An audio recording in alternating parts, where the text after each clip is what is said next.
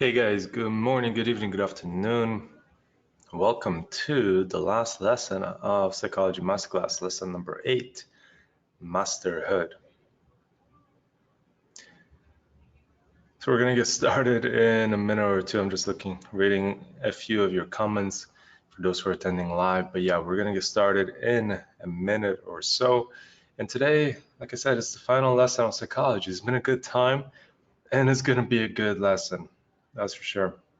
We're going to recap a couple of points that we mentioned in the earlier lessons, and we're going to finish off with a concept that I call looping,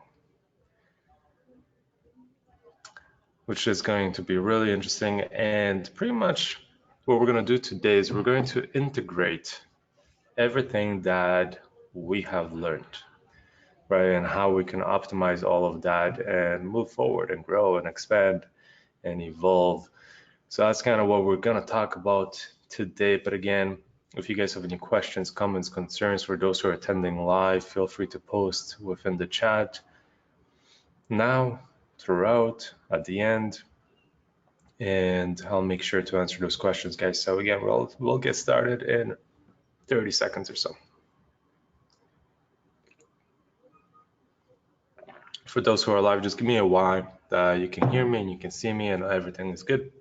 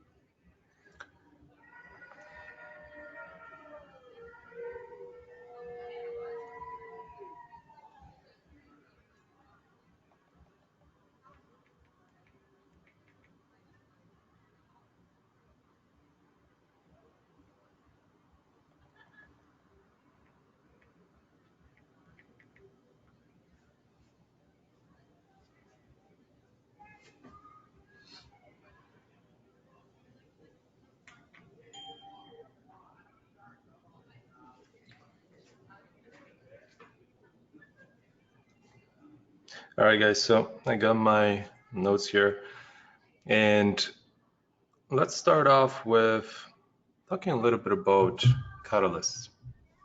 So we're going to talk a little bit about catalysts, human potential, and then finish with the loop concept, which is going to tie everything together. And when it comes to learning from catalysts, it's one of the keys to life, right? Everybody will have catalysts in their lives, small and big, and they're just a catalyst, in my opinion, is something that causes you to stop, think, reflect, and then move forward with a different purpose, different mission, different view, you know? And a catalyst can be good or it can be bad. It can be an individual who comes into your life or an event or something that happens to you, right? Catalyst can be in various number of things, but at the end of the day, a catalyst is something that makes you pause, stop, reflect, and at that point, you have a decision to make, right? So a catalyst can be a period of drawdown. A catalyst can be somebody coming into your life, a love, or a business partner, or an opportunity. A catalyst can be an illness. A catalyst can be an opportunity such as a job or something else. A catalyst can be any one of those concepts, literally anything that causes you to shift your direction and focus, right? So learning from catalysts, in my opinion, is one of the most important things that one can do, because if you don't learn from a specific catalyst, specifically the negative catalysts, which are the most important ones, then you're just carrying in baggage. You're carrying emotions, that bag of emotions that we were talking about in the previous lessons.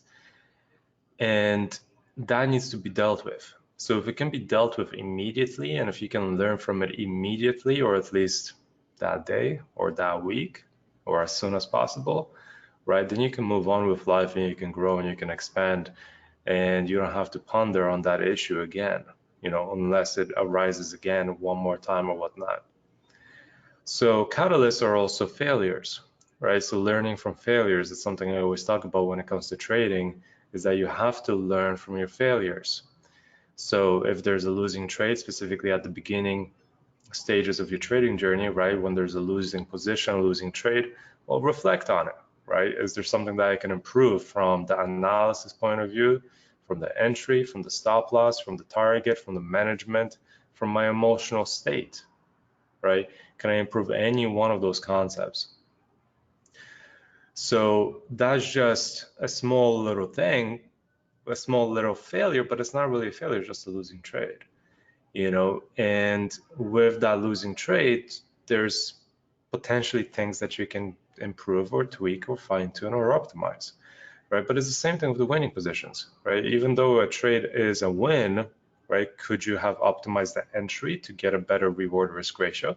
Could you have optimized the analysis a little bit, to get in at a better price? Could you have fine-tuned your target a little bit more to squeeze more profit out of the position? Could you have optimized your management so you can get out at a better time or whatnot, right? Winning positions, they also have things that you can learn from when you start looking at all the little fragments of a trade, that you do to take a trade. You look at the analysis, you look at the entry, you look at the stop loss, you look at the target, you look at the management and your emotional state. You go through all of that when you're placing a position, when you're placing a trade. So it doesn't matter whether that trade is a win or a loss, right? Something could be optimized. Now, if you're in a period of a losing streak, then again, learning from catalysts. A losing streak means that you're repeating something, right? You're in a loop. You're in a cycle. A loop is a cycle, right? So we're going to talk about the looping concept in a bit, but a loop is a cycle. So if you feel like you're in this loop of constant kind of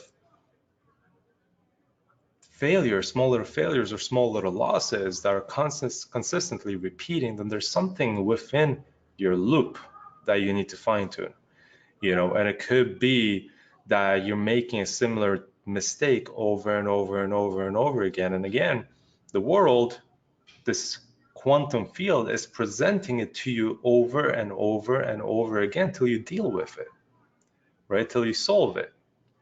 So if you don't learn from a specific mistake, that will continue coming up.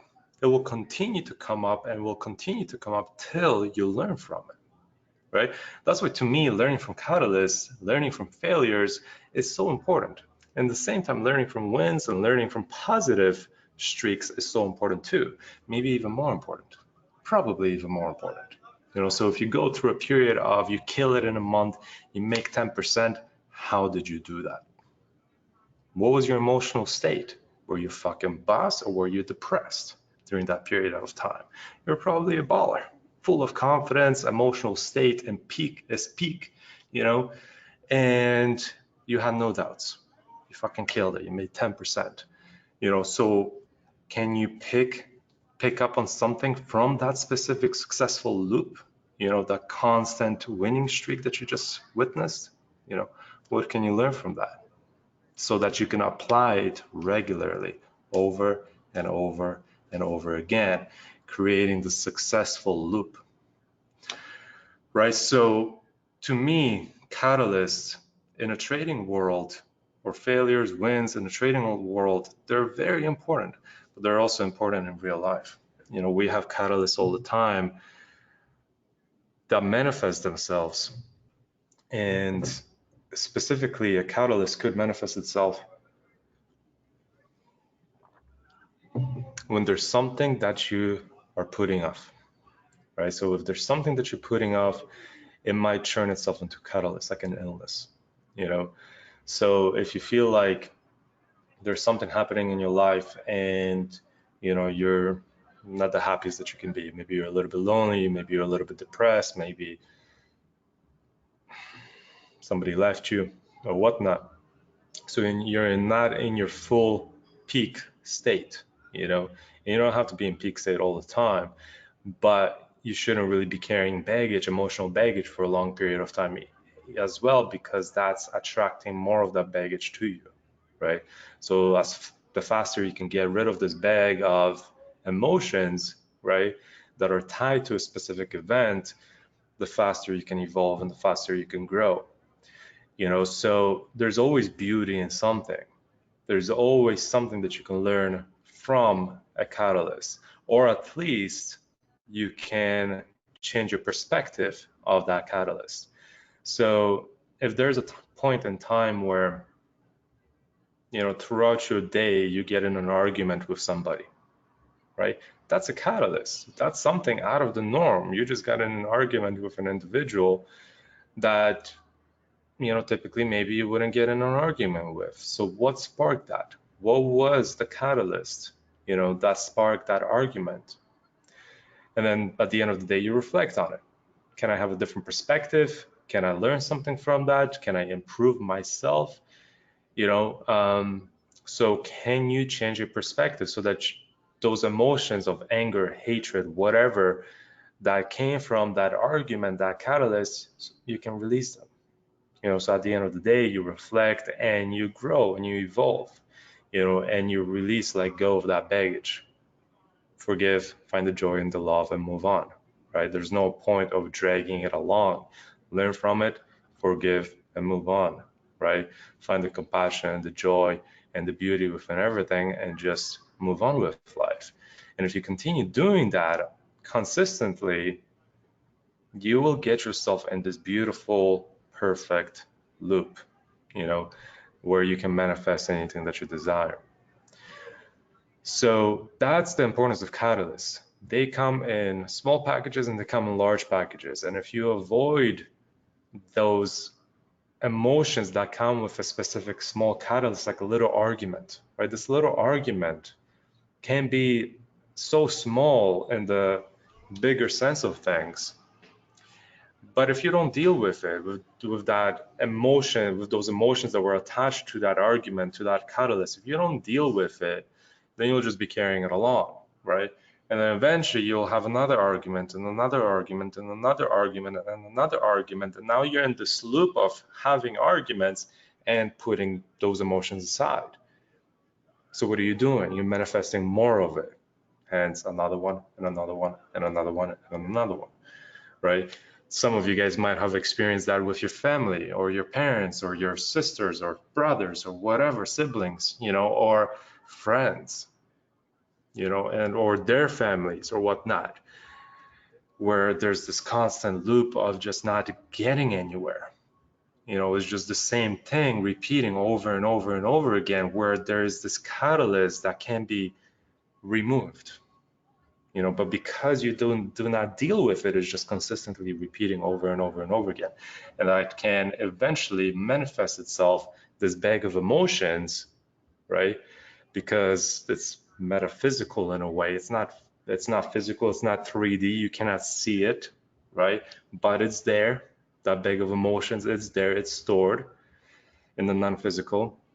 So that eventually, if you do not deal with this bag of emotions, eventually that will manifest itself into something physical. Typically, it's an illness, right? So that is typically the final catalyst.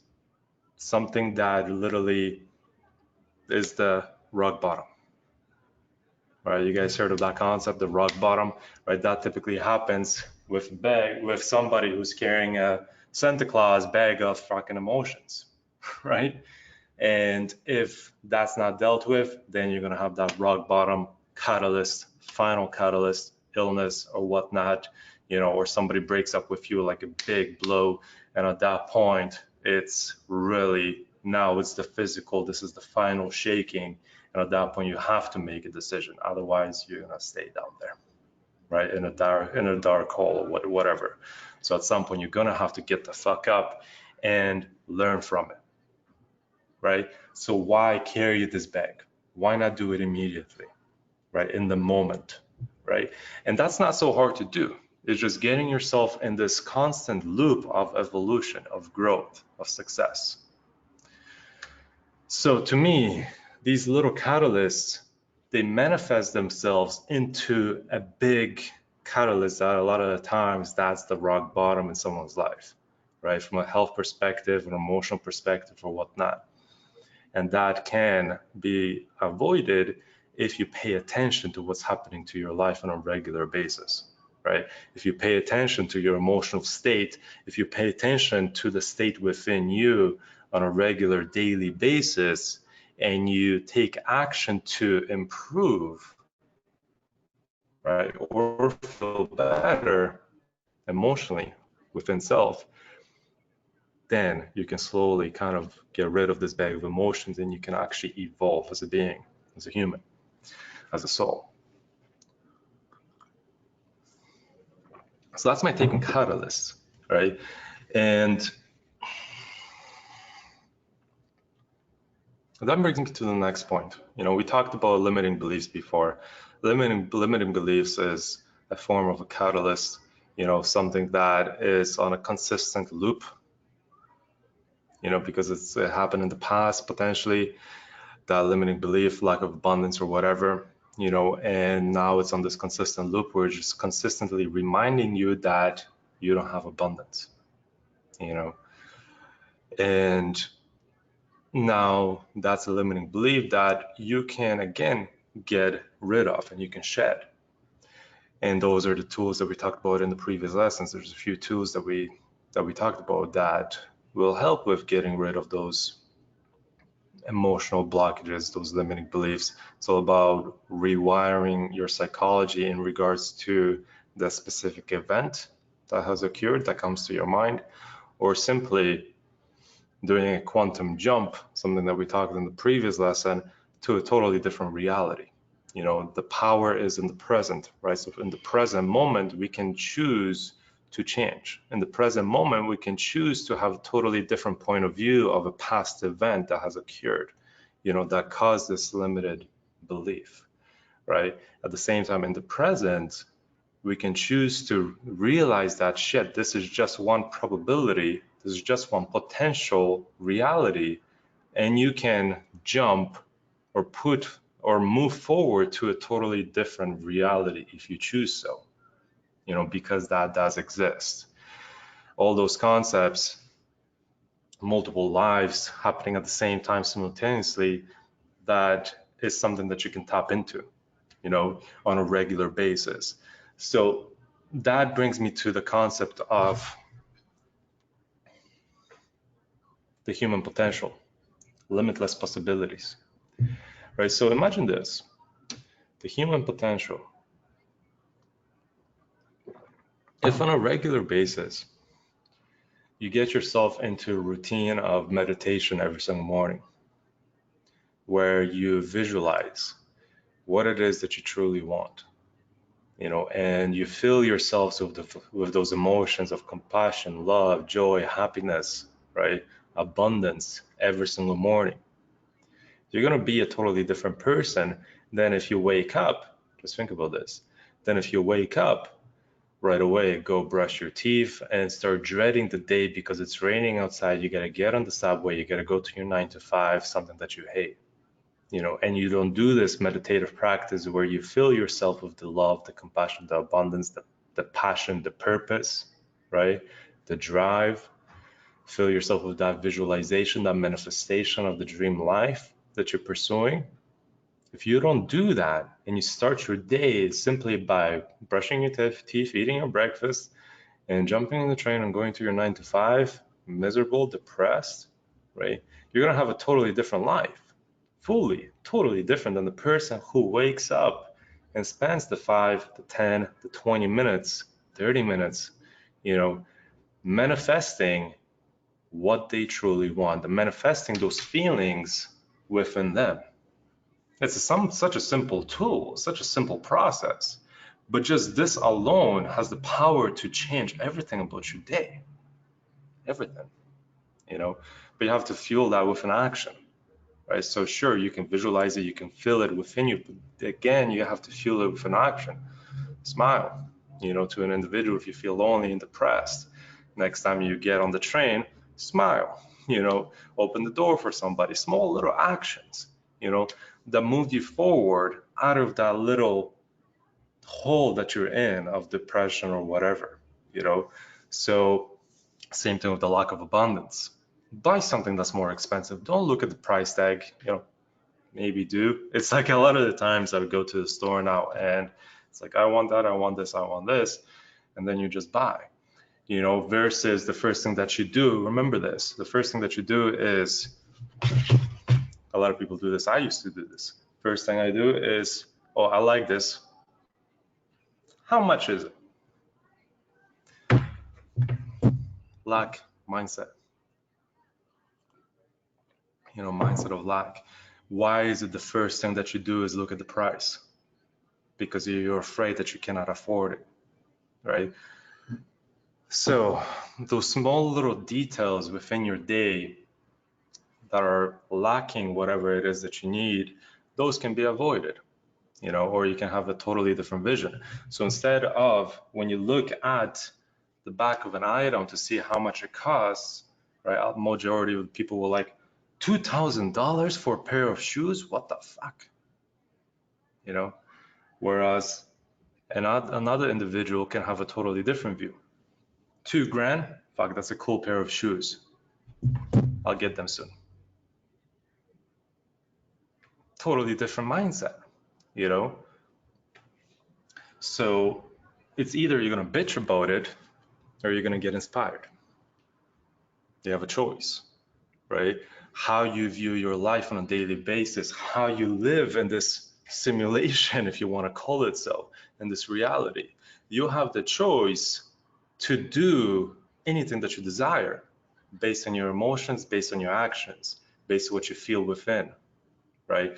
Because waking up and doing your meditation, that's perfect. And that's already putting you ahead of the person who does not, ahead of the person who just wakes up and feels depressed because they don't do that process, you know? But if you do that process and then you follow it with an action and a state of being on a regular basis, you know, you get rid of yourself of that lack of abundance and you have a totally different vision when you look at the back of an item and look at a price and you see $2,000 for a pair of shoes, instead of putting it down and complaining how expensive that is and that the world is fucked up and what the fuck is going on with commercialism and shit. Have a totally different view, be inspired, and work towards that instead. Be like, yeah, that's a cool shoe. You know, of course it's worth $2,000 because I can look at this $200 shoe and it's totally different. You know, you can get inspired by quality and you can have the quality if you want. At the same time, $2,000 for a shoe, some of us might be either way, whether you have money or not, you may think that that's stupid. But why? To a billionaire, it's nothing. To a multimillionaire, it's nothing either. You know, so is the problem money? Work towards that. Again, if you want to feel like if you want to be a billionaire, you have to feel like a billionaire. You know, that price needs to be insignificant. $2,000 is nothing, right? It has to be insignificant to you if you truly want to feel abundant. But at the same time, if you don't have the cash at this point, it's just the tweak in your psychology, right? It's a tweak of the verbiage that you use. Cool shoes. I'll have them soon. You know what I mean? So instead of complaining, get inspired by the small little things. So the small little actions within your day, the belief systems, it's time to become aware of them. Piece by piece, action by action, you know, emotion by emotion, just slowly become aware of them.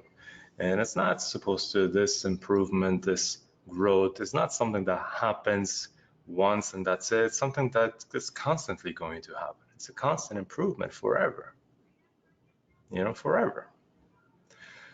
But as you work through something that might happen again one more time, or maybe a second time, or maybe a third time. Eventually it will stop. Eventually the limiting belief will disappear because of the conditioning, the self-hypnosis of a totally different view, right? The I am statements. Again, something very powerful that we talked about. I am abundant. I am perfect health. And building that I am statements to manifest whatever it is that you want to feel within, right? Doing that in the morning for 5 minutes and trying to feel it. And then following up with actions throughout the day that kind of match those feelings within. That's very important. So the power of human potential, to me, just means that we can do whatever we want. You can be whatever you want. You can have whatever life you want, but the power is within you. The power is in the present, right? But it's all within you. It is all within you. So if you're waiting for somebody to give you a handout, that's not the most optimal way. The power is within you, and you have to build that confidence or that state of being that you desire within you first. Build that visualization within you first, and create those emotions and feelings within you first, and follow that with an action every single day. Small little actions that manifest bigger actions, and so on. And instead of complaining or whining or whatnot, just bring yourself back to that visualization, that manifestation. Bring yourself back to those feelings that you've created in the morning, because if you think about it, we can do this manifestation every single morning and fill ourselves with those feelings of gratitude, love, compassion, and whatnot, and visualize and manifest that dream life. But then if you jump on that train and you get to your 9 to 5 and all of a sudden you feel depressed and miserable, do you truly think that you will manifest what you've been visualizing in the morning? Do you truly believe that? Because chances are those feelings of depression or just dissatisfaction or whatever that you feel for that 9 to 5, if it's a negative feeling, that will typically trump what you just visualized. That is a disturbance within your day. So if you feel negatively for your 9 to 5, that's something that you have to reframe in the meantime. You have to feel something positive for that 9 to 5. You have to believe that that 9 to 5 is bringing you closer to your goals, which in reality it is. Because imagine what life would be like without that 9 to 5 right now. In the present, think about it, right? In the present, right now, if you got fired,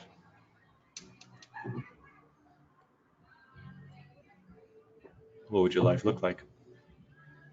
Or if you just didn't have that 9 to 5, what would your life look like? No money flowing in, no cash for your living, no cash to fund your trading account, the stress that comes with that. How would that feel? Would that bring you closer to your manifestation? Right? Or would it fully shake you up and disturb your patterns? Now, if you got fired, actually, that probably means that it's time for you to move on, But I'm just saying, to make a point, just imagine not having that 9 to 5, not having that steady flow of income at this point. How does that feel? In the present right now. Because a lot of you guys, myself at the beginning, I needed that 9 to 5 to fund my trading account. Hence why I hustled, hence why I went overtime and so on. If I could go overtime, if I could work overtime, because I could make more money.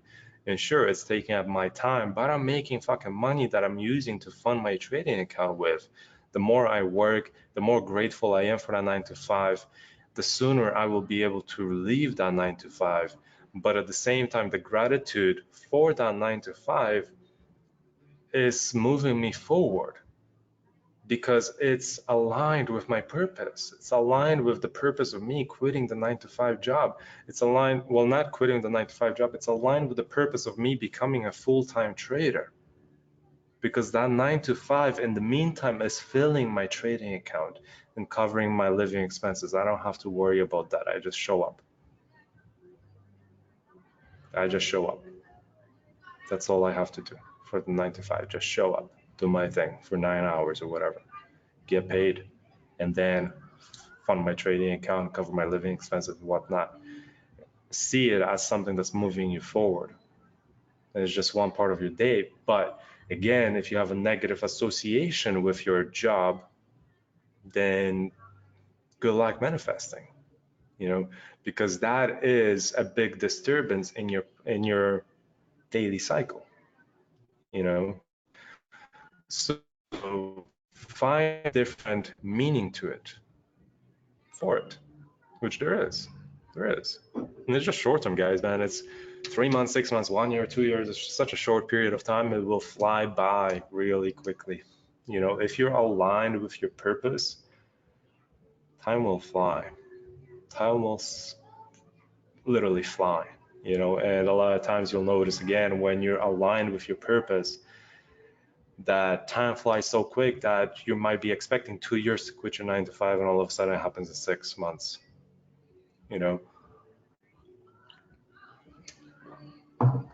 So that's extremely important. So let me go back and again go back to the topic of the human potential, limitless possibilities, and jump a little bit to the meditation part 2 lesson, where with a meditation you can experience so many different things. Play around with that, because that is something that you can utilize. You can utilize the multidimensionality of self.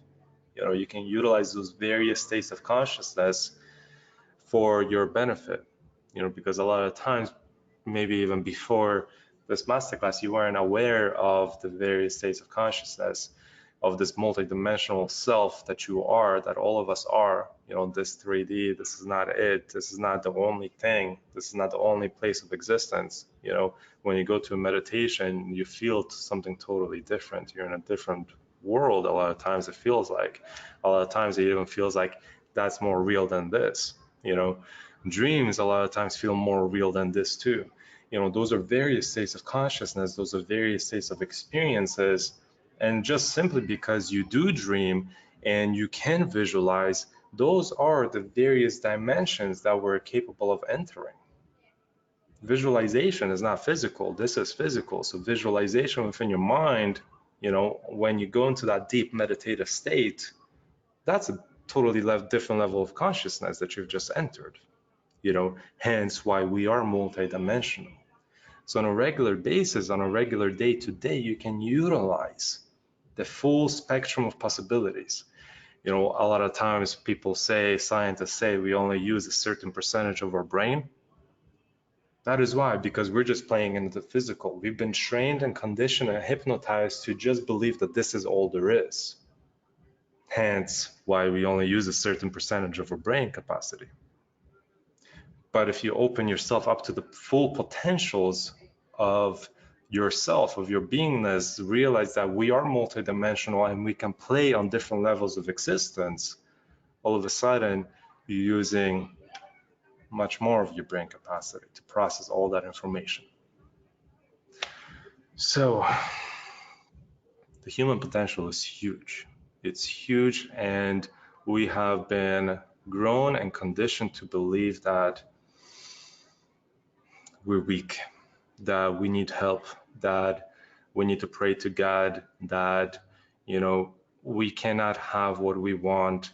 We've just been conditioned to bow down to authority and so on and so on and so on. Whereas in reality, you're a very powerful being. So let me see if there's any questions. Let me know if there's any questions or anything that you guys want me to fill in between. And I'm going to jump into the loop concept right now. That is going to tie everything together. But let me see if there's any questions that you guys are having. I'll just wait 10 seconds, read the comments, and then see if anything comes in. If not, I'll just continue.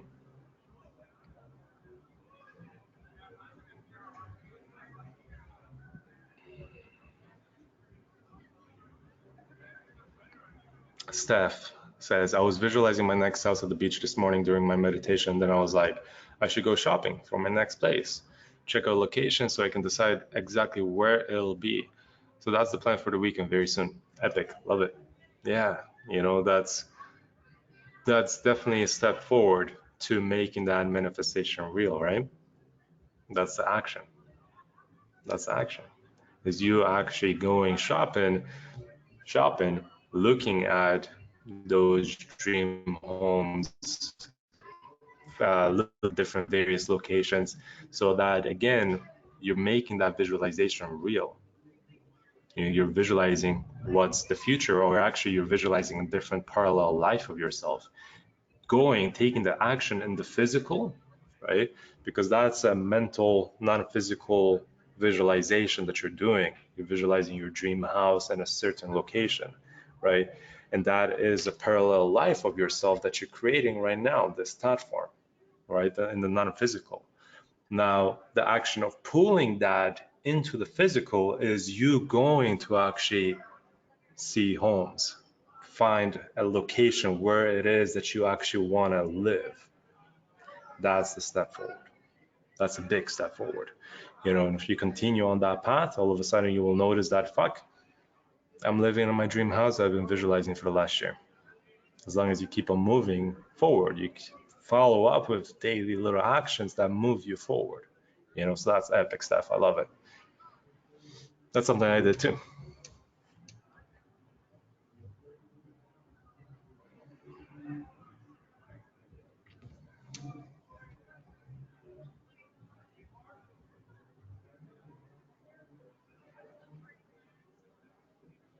Kev says he's been doing a shitload of meditations lately.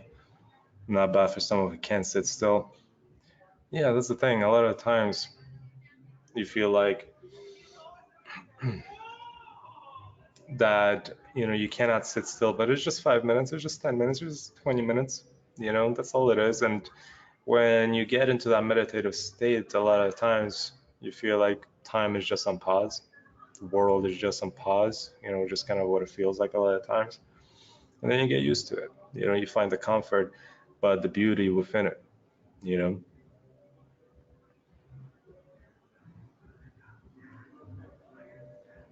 All right, guys, so let me move on to the loop concept to kind of wrap everything up. The loop concept is something that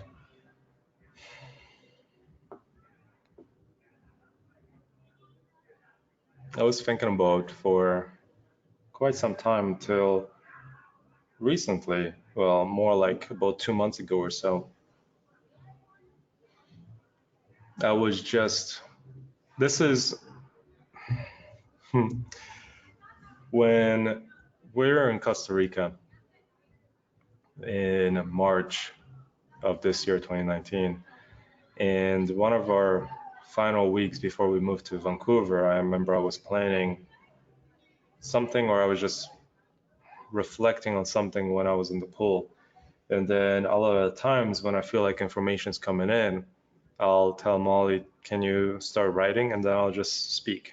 You know, literally, I'll feel like information's coming in, I'll just speak. And Molly will type it up. This is short form of information just coming in. And Molly was just there typing. So I'm going to summarize it. I'm going to talk a little bit about it, of the loop concept. And this is literally something that when it happens to me, Molly just writes down.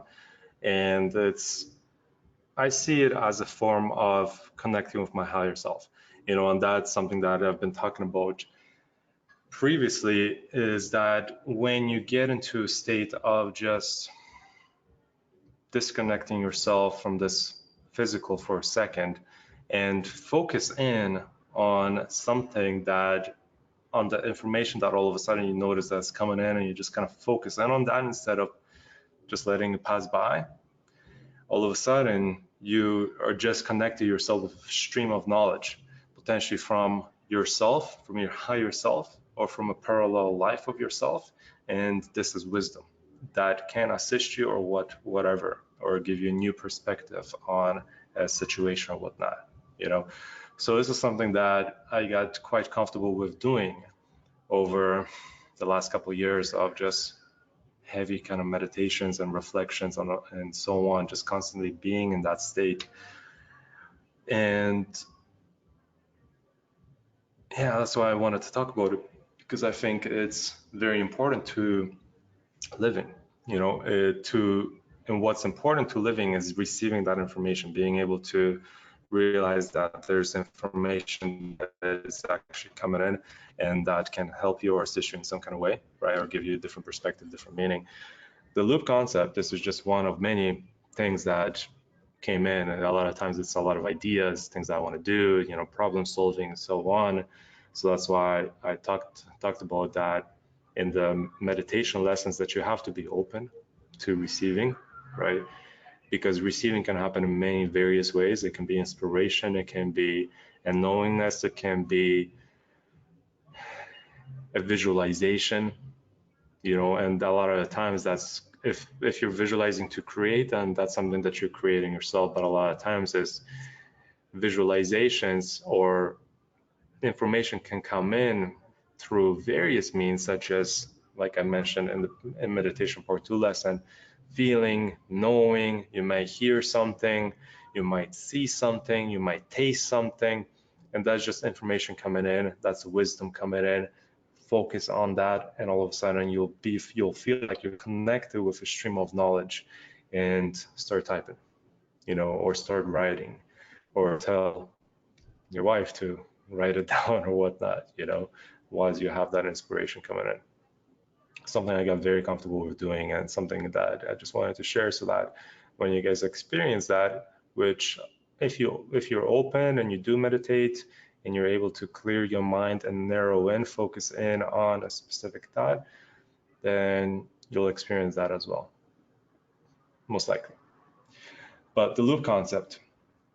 Loop is, in other words, a cycle, right? So life is not happening in a linear fashion, meaning that it's just linear. Every single day is just another step kind of in this timeline. That's kind of how time makes it seem, but time is a concept that we have created, right? Time is a concept that we created as a civilization. If you just kind of eliminate that, just think that everything is happening simultaneously. It's a tough concept to kind of understand at the beginning, but I just want to toss it out there, that life is happening simultaneously, and all those parallel lines are happening all at the same time.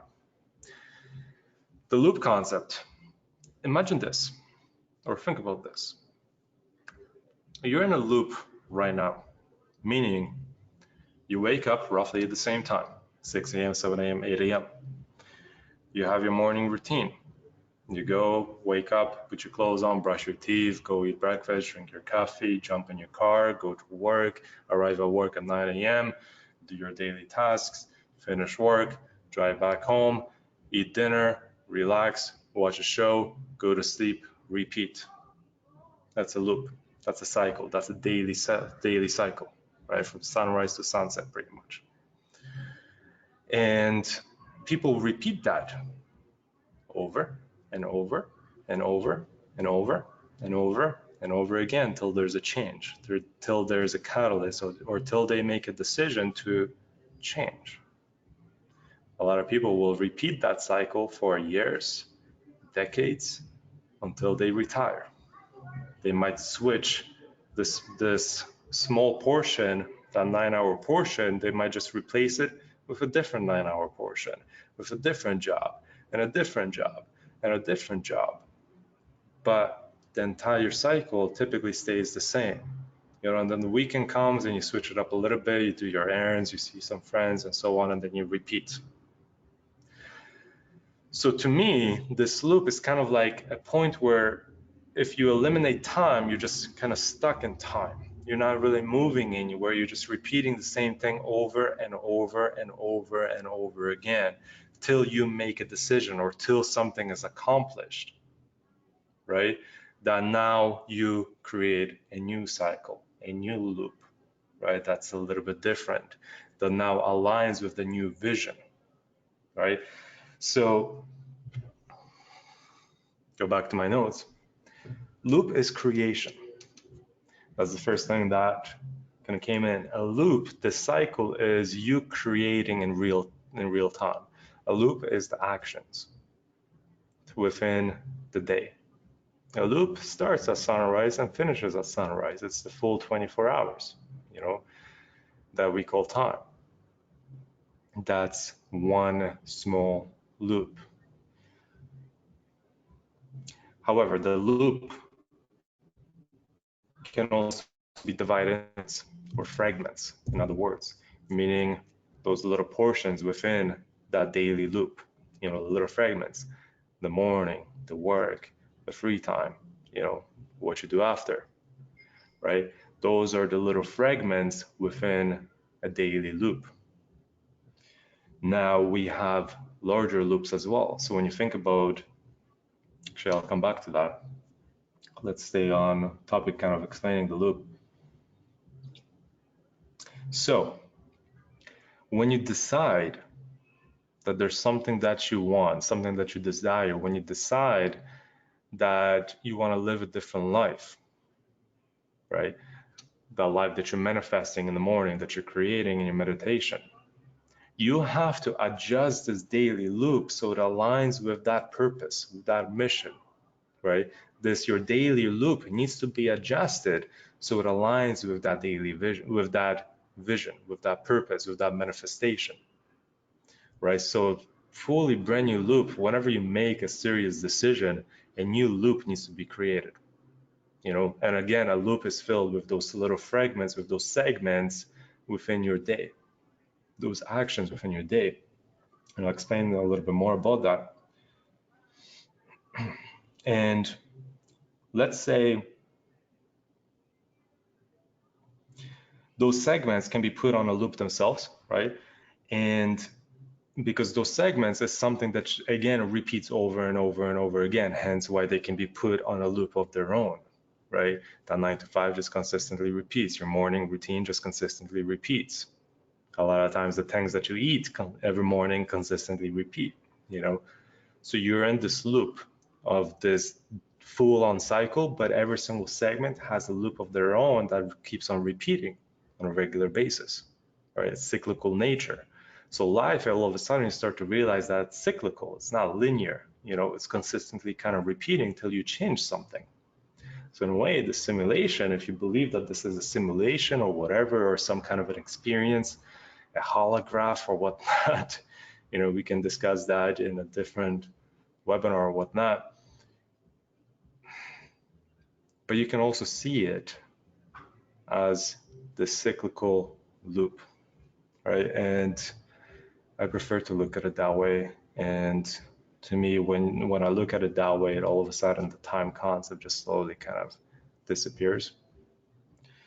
But let me bring it back down to those segments within a loop. Think about this. If any one of the segments is misguided, you have a blockage. You know, so if any one of those segments is misguided, you have a blockage, because the segments, they can be put on a loop themselves, which is something we just talked about.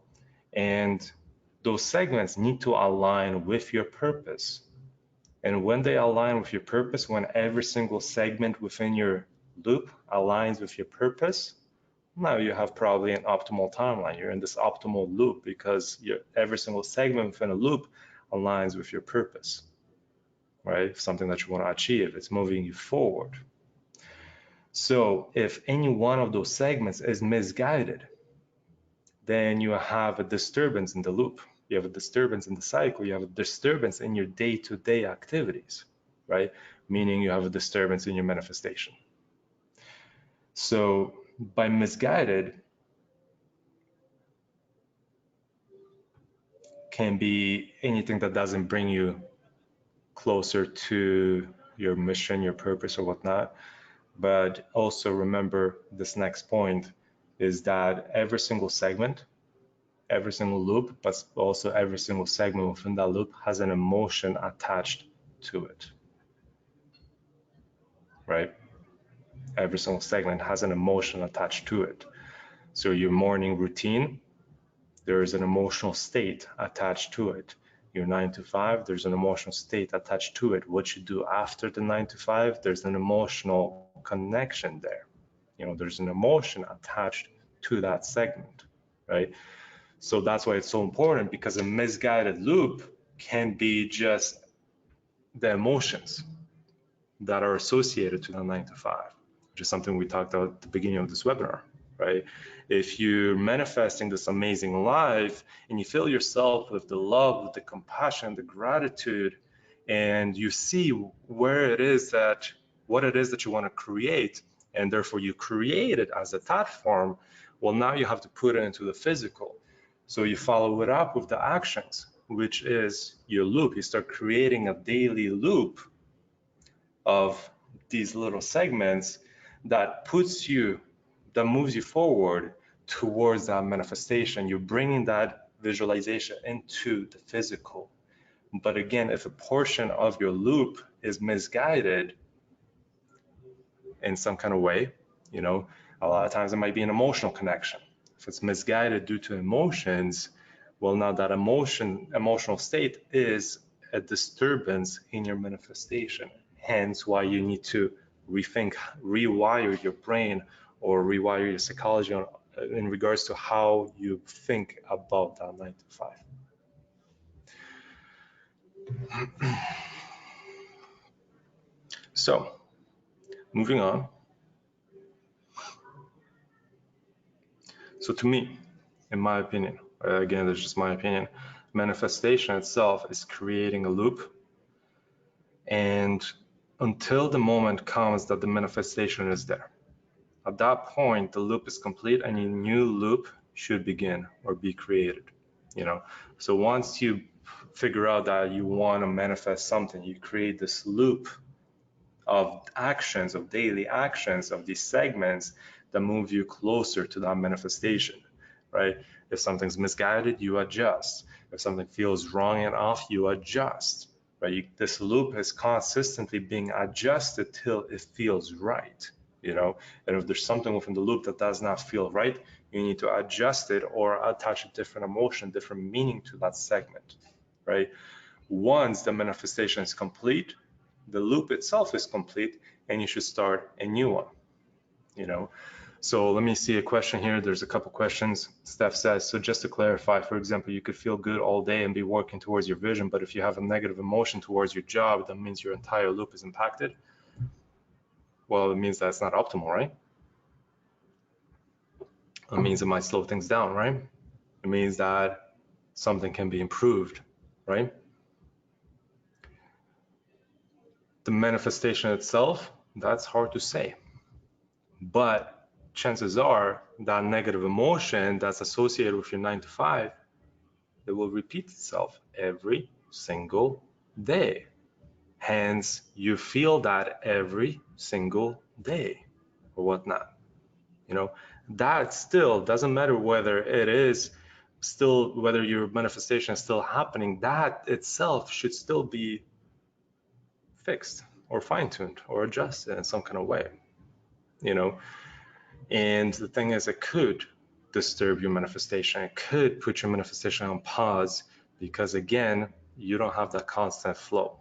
You cannot just visualize and feel those feelings and then an hour later have it all disappear till the next morning.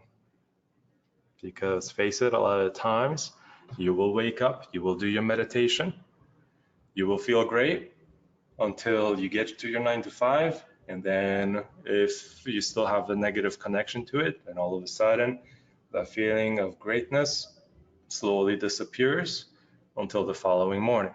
Now you get home exhausted, All you want to do is just jump on the couch, watch some TV. You're not inspired when you look at the charts because that emotional state has been drained and filled with those negative feelings.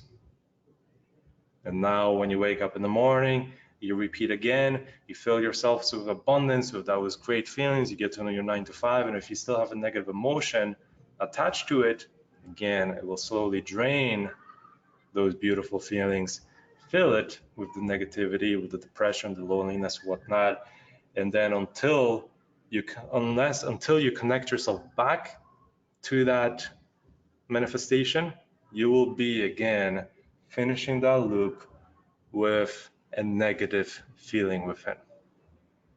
Does that make sense? It's important. It's key.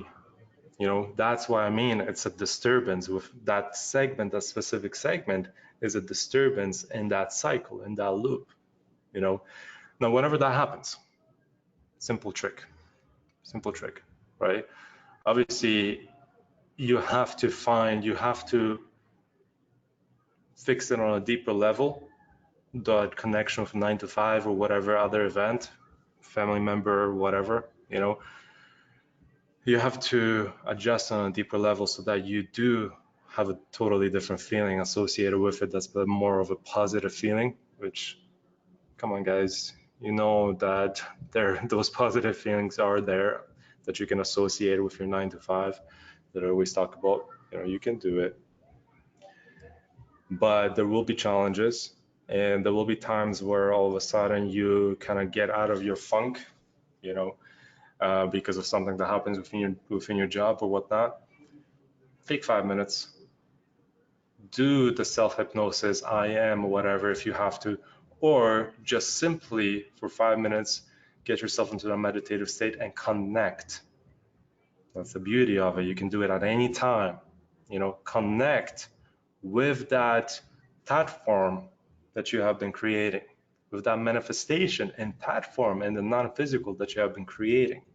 Whenever you feel like you're out of your funk, you're out of your perfect loop, you know, connect yourself back to that manifestation, to that form that's in the non-physical, and bring it back into the physical. Fill your body back with it, and then fucking tackle the world, you know, finish your day great. And that's a simple trick. You know, that's something you can do at any point. That's something you can do right now for 30 seconds and you will feel different immediately. That's the beauty of this. You know, it's instant. It's literally instant. And if you do it for 30 seconds, if you do it for 3 minutes, literally you will feel different like this. Now you got to sustain that. You know, hence why it will be easier if you just over time your loop will be more efficient. I don't want to say easier, I don't like that word itself, but your loop will be more efficient if you kind of rewire your psychology in regards to that 9 to 5. If you can reframe it and actually see it as a positive thing, you know, then this little exercise you can do just to even increase those feelings of abundance within your day, but it's not refilling, you know, because you don't have to refill anything anymore. Your emotional state is not being filled with that negativity, with those feelings of depression or whatnot. You know, if you can sustain those feelings that you've created within you in the morning, you know, the manifestation that you created in the morning, if you can sustain that within the day, so whenever you feel just a little bit drained, connect back and bring those feelings back in. You know, that's all you really have to do. But the loop goes much farther than that. This is just, again, the small little segments. That's why it's so important to realize that every single one of those segments has an emotion attached to it. You know, and that emotion, if it's a negative one, it has to be, in my opinion, reframed. Otherwise, you're just dragging it along again, you know, for no reason. So, for example, if you're trading for 3 hours a day, perfect, you will grow as a trader. You know, you're trading for 3 hours a day, you're putting the commitment as part of your daily loop, you know, 3 hours of trading and learning and so on. So yeah, you will grow as a trader, but at the same time, if you're also working a shitty job that you hate for 9 hours per day, the emotions of hate, feeling, or depression is going to trump anything else within the loop. Hence why, again, you have to bring yourself back to that manifestation and bring those feelings back into the physical. Even better, rewire your thinking in regards to that 9 to 5. So learn to be grateful for the 9 to 5 and reframe it. So that's something we already talked about. And see it as a good thing, providing the funds for your trading account and so on and so on. And always remember this, what you're sending to the field, to this quantum field, is what the field is mirroring back to you. It's reflecting it back to you, So always remember, if you are feeling something negative, that this quantum field, the beauty of it is that we will bring it back to you in some kind of way. Who knows how? It can be many different ways, but those feelings will be reflected back to you. Hence why, again, it's important to reframe your thinking. But at the same time, those positive feelings that you feel within your day, and you follow up with an action and you sustain that, this quantum field is going to bring more of that abundance. It's going to bring more of health. It's going to bring more connection with other beings if you feel lonely, because whatever you feel within you, whatever you create within you, this quantum field mirrors back. It reflects whatever it is that you're feeling within. Hence, again, why it's so important to maintain a solid loop, that is creating your manifestation, that is bringing that non-physical into the physical on a regular basis.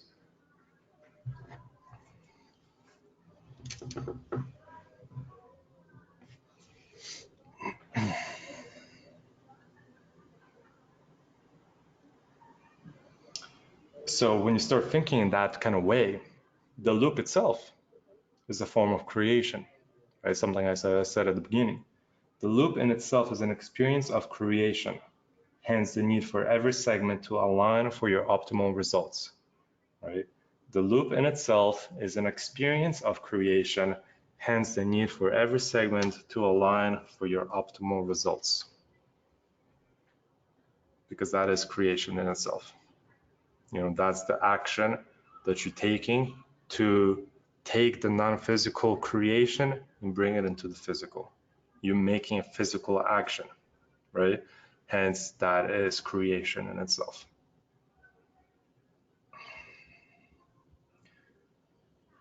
Now, write this down. This is important. And you can probably add to this as well. But a successful loop. A successful loop has growth, expansion, so growth/expansion, purpose, gratitude, compassion, joy, relaxation, meditation, right? Structure your segments around that and see your world change. So that's something I wrote down here.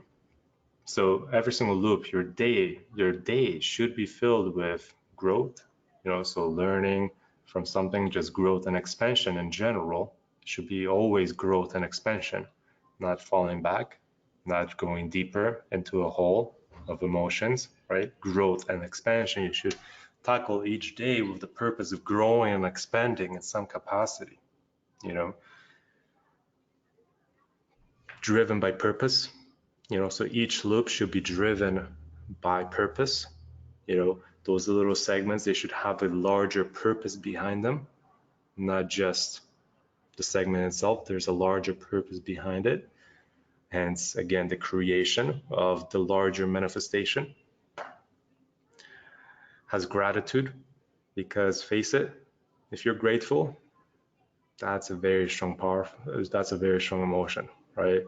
Compassion, key. Again, another very strong emotion.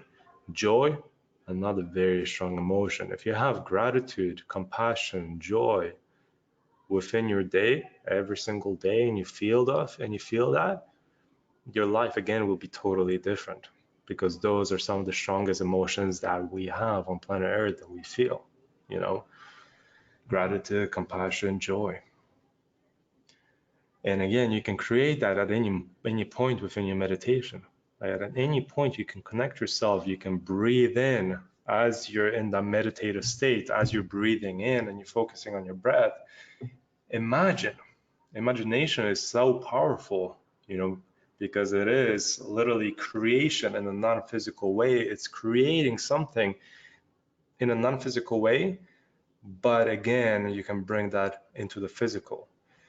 But that imagination, as you're breathing in air, feel like you're breathing in gratitude, feelings of gratitude, and you're feeling gratitude within you. And then as you exhale, you're sharing that gratitude back. Same thing, compassion. Same thing, joy. You can create that within you simply by the simple meditation slash visualization. You know, literally breathing in gratitude, breathe it out. Even the act of a very good friend of mine, this is something that he does. As an example, whenever he goes hiking, he will connect with a tree, as an example, right? Sit underneath a tree and he will do a meditation under a tree. And what he will do is, as he is meditating under a tree, he will visualize breathing in everything, those healing emotions, that clean air from the tree, and inhaling it in directly from the source, the tree itself, and then exhaling it back to the world. You know, so again, a simple feeling of simple meditation that you can do at any point, whenever you're hiking, when you're in the park, just again, connecting yourself with your environment, with the trees, with the nature. Inhale those feelings and then exhale it back to the world, you know, share it with the world.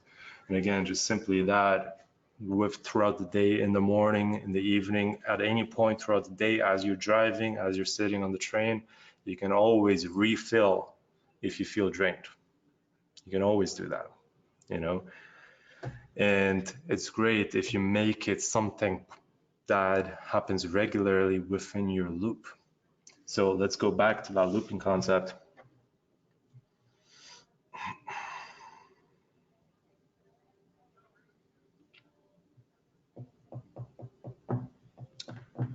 So at the end of the day, a loop is kind of like a routine, right? It's kind of like a routine. It just goes a little bit deeper than that.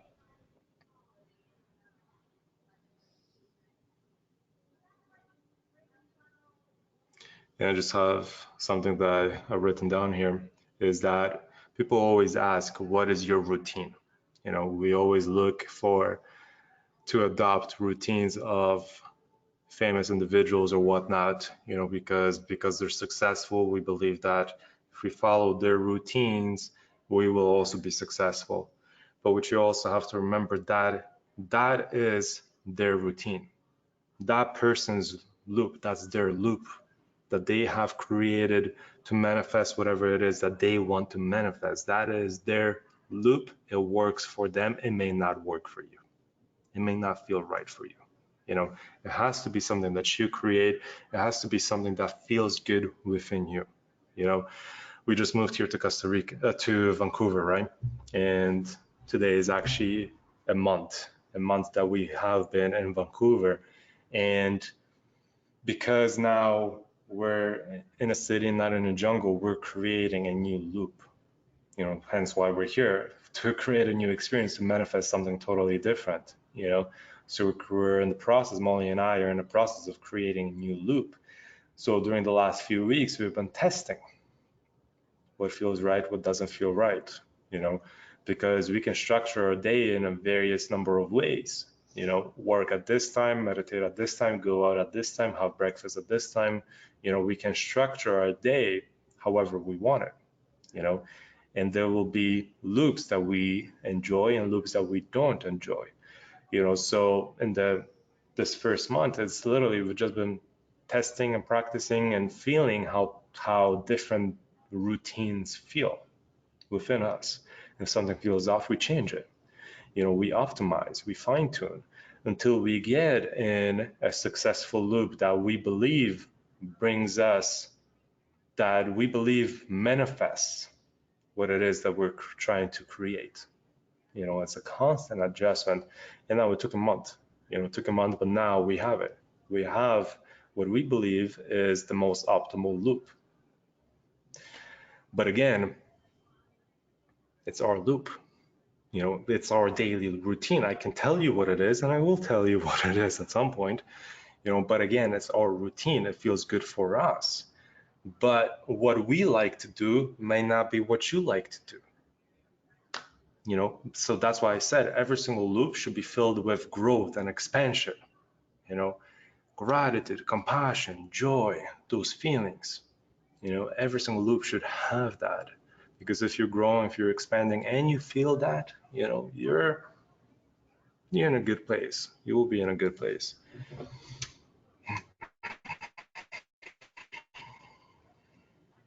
Now, something I added here. So that specific loop of that individual, my loop as an example, may not make you happy. You need to create your own with your own consciousness. You have to reflect on your own loop and with your own awareness. So if something doesn't feel right, that's why that awareness is so important. That's why I started this masterclass talking about awareness so hardcore, because awareness is key. Because awareness will let you know that something is off. You become aware of it, hence the optimization. So but here's the trick. If you believe that adopting my loop is going to create whatever it is that you believe that you want to create, if you truly believe that by following a certain individual's routine, by following their loop, that you will create whatever it is that you want to create, chances are you probably will, because of those strong feelings, that belief, that follows it. So you can see a successful person if you truly believe by doing exactly what they do. If you truly believe that doing what they do, then that manifestation will probably come true, will most likely come true, because you're following that loop and you truly believe that by following that loop, you will create your manifestation. I still think it's better to create your own, or pick things from this loop, pick things from that loop, pick things from that individual, and create your own routine that works for you. So a loop is a routine, it's experience, it's a habitual practice for a specific period of time. Okay, a loop is something that you do for a specific period of time. It's something that is not stagnant, it's something that is not linear, it's something that is consistently evolving. As you evolve, as you learn, as you grow, as you reflect, as you become aware of various feelings and so on, your daily loop is consistently evolving. But that daily loop is much bigger than just a day. Again, a loop is a cycle. And because we live in the cyclical world, this goes much farther. So an individual like us, ourselves, we're part of various loops, personal and non-personal, short-term and long-term. As an example, if there's a person who believes on a soul level that they are a healer in some capacity, that they are a healer, that they are here to heal in some capacity, if that's their true essence, if that's their soul essence, and they have figured that out, right? Their entire incarnation, so their entire life on planet Earth, has various loops regarding that general life's purpose. So we will have, if we believe we're healers, teachers, or whatever, we will have various loops within our life that create new experiences, that manifest new experiences, new realities that are a lot of the times associated with the act of healing.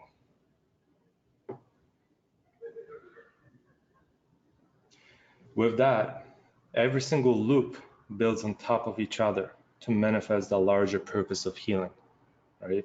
Within that, I'm just going to read this as a big paragraph. I'll just read it all. Within that, there are short-term loops from sunrise to sunrise. That's the one we've been talking about, right? So short-term loops from sunrise to sunrise. This builds on a larger purpose-driven loop that could last a year. You might be repeating the same loop from sunrise to sunrise for a year until it is that you truly manifest it. So until that purpose or goal is achieved. These loops compound on top of each other and consist of that individual's life experience. So as we follow one loop and we complete that loop, another loop starts that is now, you've evolved a little bit. This loop is different than the previous one. It compounds on top of the previous one. Hence, your experience, your wisdom just compounds. It doesn't disappear. It doesn't just slowly continue in a linear fashion. It compounds, on top of each other. And now you create a new loop that's again driven on the purpose of healing, but it's a different loop to create something else. That's again on the same path of healing or whatever it is that is your soul's essence, is what you see yourself doing during this entire incarnation, as an example.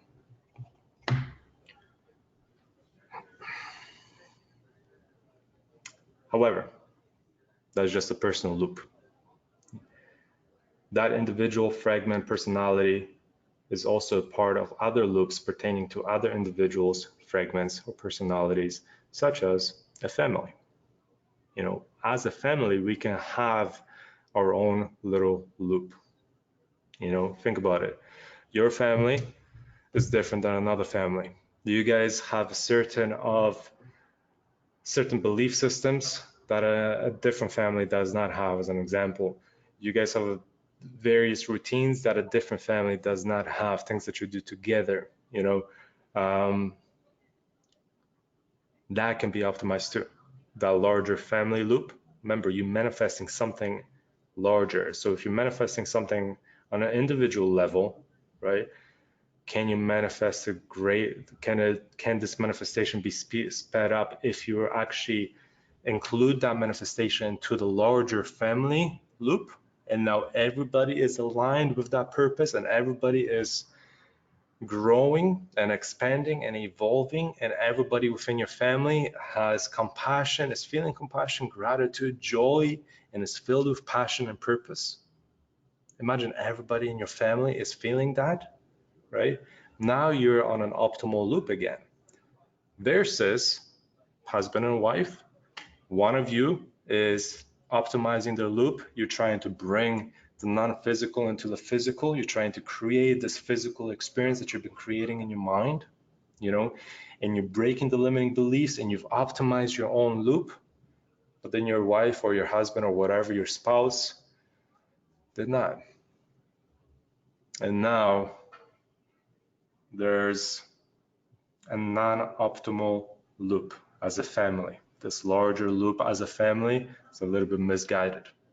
So you have to align yourself again with the larger purpose, with the family purpose, not the individual, the family purpose. So the family, you might be a healer, your wife might be a teacher on a larger sense of things. You might like to share information, and another individual, your spouse, might prefer to share wisdom in the form of healing, providing healing, emotional support or some type of healing. And you might be there to educate, to share wisdom or whatnot. Different purpose in life, but you can still optimize your loop. You can still manifest together that dream lifestyle.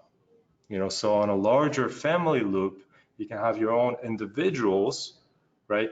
But on a larger family loop, you can align still with the individuals, the individual loops. They connect, you know, hence why this is bigger than just you. And it even goes further than that. So farther meaning your social circle, right? Your social circle, your friends. That's a loop on its own, right? That's a whole experience. It's a life that when you guys are together, think about it. When you are with your friend or friends, when you guys are together, you have totally experience. It's something that continues every single time you guys are together, right? It's a loop that continues every single time you guys are together. So if you find that your social circle is a little bit off, your manifestations, right? It does not align with your individual purpose, mission, goal, right? If your social circle, if this loop that you're creating with them, if it does not align with you, with your purpose and with your manifestation, then again, that is the fragment of a larger loop that is not optimized. Something that you can change, something that you can optimize and fine tune so that your social circle is also aligned with roughly the same vision of growth, expansion, compassion, gratitude, joy, meditation, remember that? It doesn't have to be that you guys are creating the same thing. Are you feeling the same thing? Because you can be creating those feelings within you of purpose, growth, expansion, compassion, gratitude, joy, and you can meditate, whatever, and you're creating this perfect loop. But then you come with your friends, with your family, or whatever, to your social circle, that loop, now you're entering the loop with them, and all of a sudden, this individual is whining about something, this individual has this limiting mindset, this individual is doing something else, and now those feelings are filled within you. And now you're put off center a little bit. Your individual loop is still more important because that's something you do on a regular basis. You meet up with your friends maybe once a week, maybe twice a week, maybe once a month, but that can still be optimized. Always remember that can still be optimized. So either feel different emotions, find the gratitude for your friends, or change your friends. Always got to think about that. Now at the same time, your social circle spreads into societies, organizations, cities, countries, planet Earth. Think about that. Every one of those entities, I call them entities because an individual yourself, you're an entity, right? Society, that's a larger entity. A corporation, that's a larger entity. City, country, Earth, they're all entities. They're all various personalities or personality complexes, But if you think about it, all of them, they're on a cyclical loop as well. The city in general, how is everybody within that city feeling on a regular basis? That is that larger loop of a society. A society is on a larger loop, and a society who is feeling a certain way, who's maybe more negatively associated, maybe has more negative emotions associated with their loops, will have a totally different experience than a society who has more positive associations within their day. Just right, it makes sense that they will have totally different experiences. Now, how do you impact the society? How do you impact the city? How do you impact your social circle? Yourself. It all starts within you. Right? The power is within you. The power is in the present, but the power is within you, right? So if you want to impact the city, if you want to make a change in the world, if you want to impact a larger loop, right? You have to first change yourself, right? And then that emotional state will impact another individual and another individual and another individual. And now the whole society will be different, or the city will be different, or your social circle will be different. But it all starts within you, hence why you are such a powerful being. Because it all starts within you. You can impact the world if you wanted to, but it all starts within you. You have to change yourself. You have to fill yourselves with those feelings if you want to share them. Hence why, again, that meditation of breathing in what you want and exhaling, giving it back to the world, right? And if you think about it, a loop, if a certain society or part of the world has chaos within it on a regular basis, that society has chaos in some way, violence, hatred, if that's what they're feeling on a regular basis, all of a sudden they attract what they're feeling. War, riots. The way we feel is also connected with planet Earth. Thunderstorms, tornadoes, hurricanes. That is all connected, right? It's all connected. So if as a society, as a country, as a city, if we feel a certain way, we're manifesting that as a group. We're creating that as a group. To change it, it's all within you. You have to change yourself first, and then that will expand and grow, So hence why we are a part of various loops, where it starts on an individual level, grows to the family, grows to your social circles, grows to your little society, your little block, to the city, the country, Earth itself. We're all on a cyclical loop, and we're all interconnected. We're all one, and we can all impact one another if we truly wanted to. So for me, it's all this masterhood is the realization that we are all connected, right? That's what masterhood is to me. It's that realization that we are all connected, but also the realization that everything that we require is within us. And also the realization that we are multi-dimensional, that this physical is not the only place that we exist in, but we also exist in the non-physical, which is the visualizations, the states of consciousness that we enter in our meditation, the states of consciousness that we enter in our dreams, right? The information that we receive in our TAT form, as an example. We're much greater than what a lot of us believe that we are. Right? And we have access to much more wisdom than we believe that we do, right? And a lot of people just give their power away to somebody else, when in reality, everything is within you. So,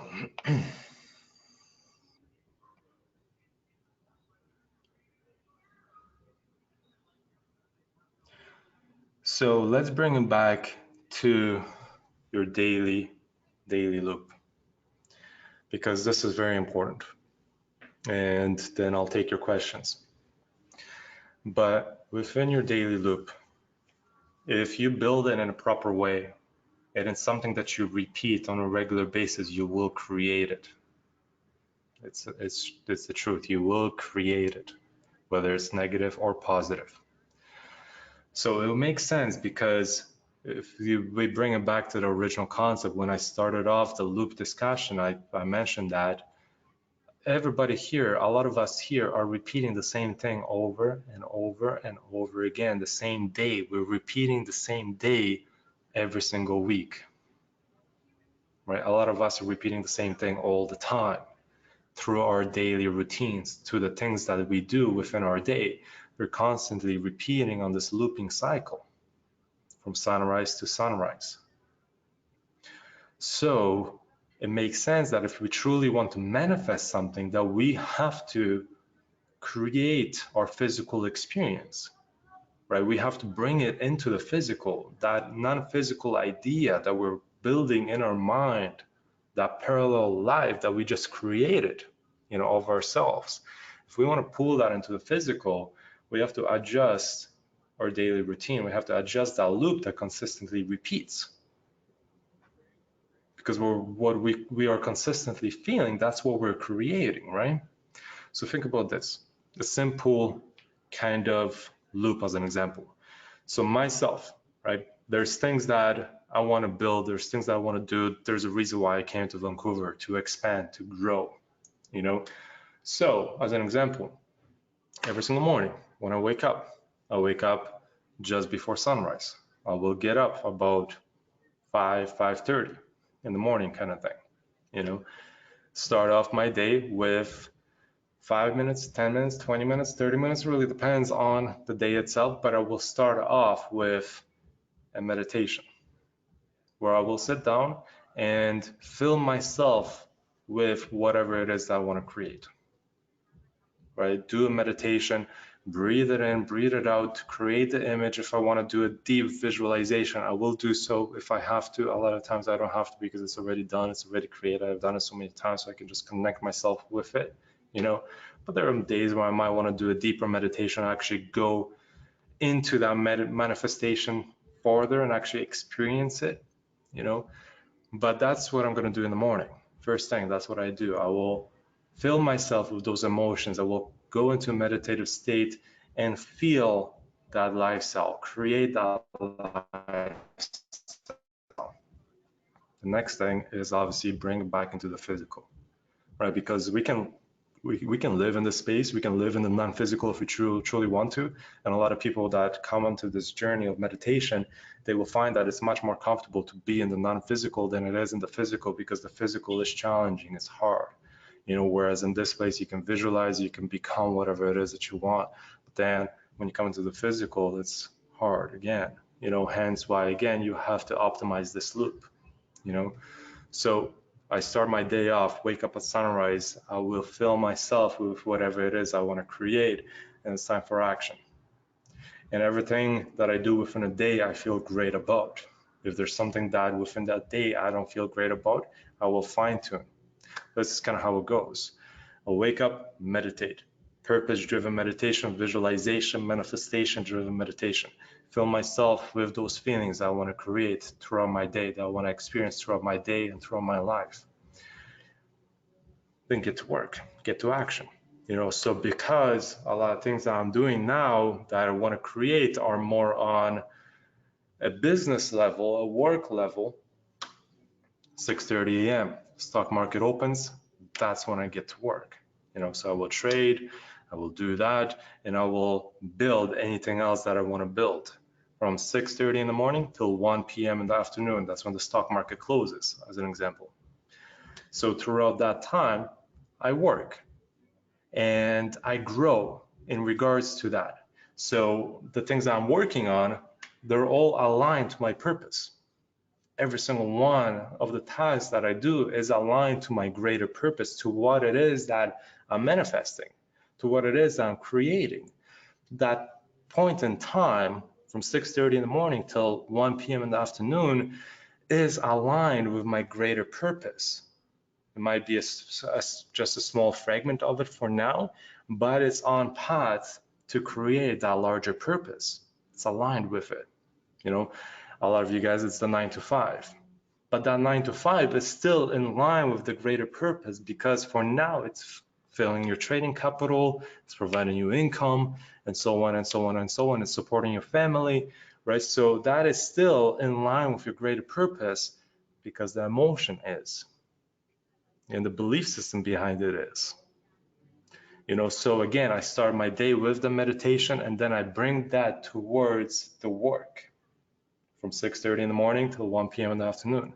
And there, somewhere in there, I will, as an example, from 8 to 9 in the morning, there's a place in the house where I go to, and for an hour, from 8 to 9, as an example, again, growth and expansion. I will sit down and take kind of a break from work, from the charts or whatever, and read a book, or just sit in the sun and reflect a little bit.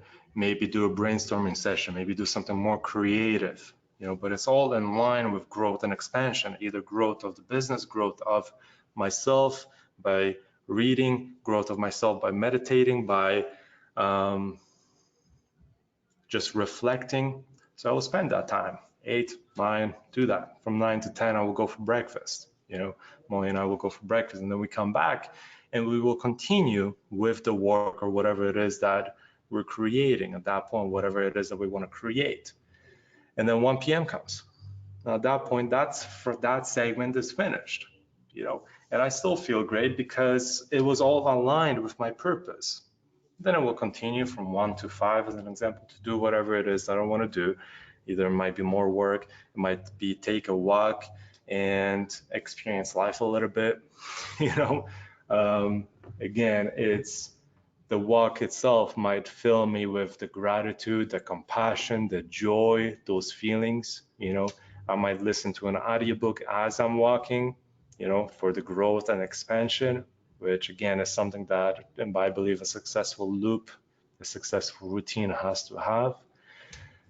And then comes like 4 o'clock. I also find health. Something that I want to create is a consistent kind of being in my top physical shape, as an example.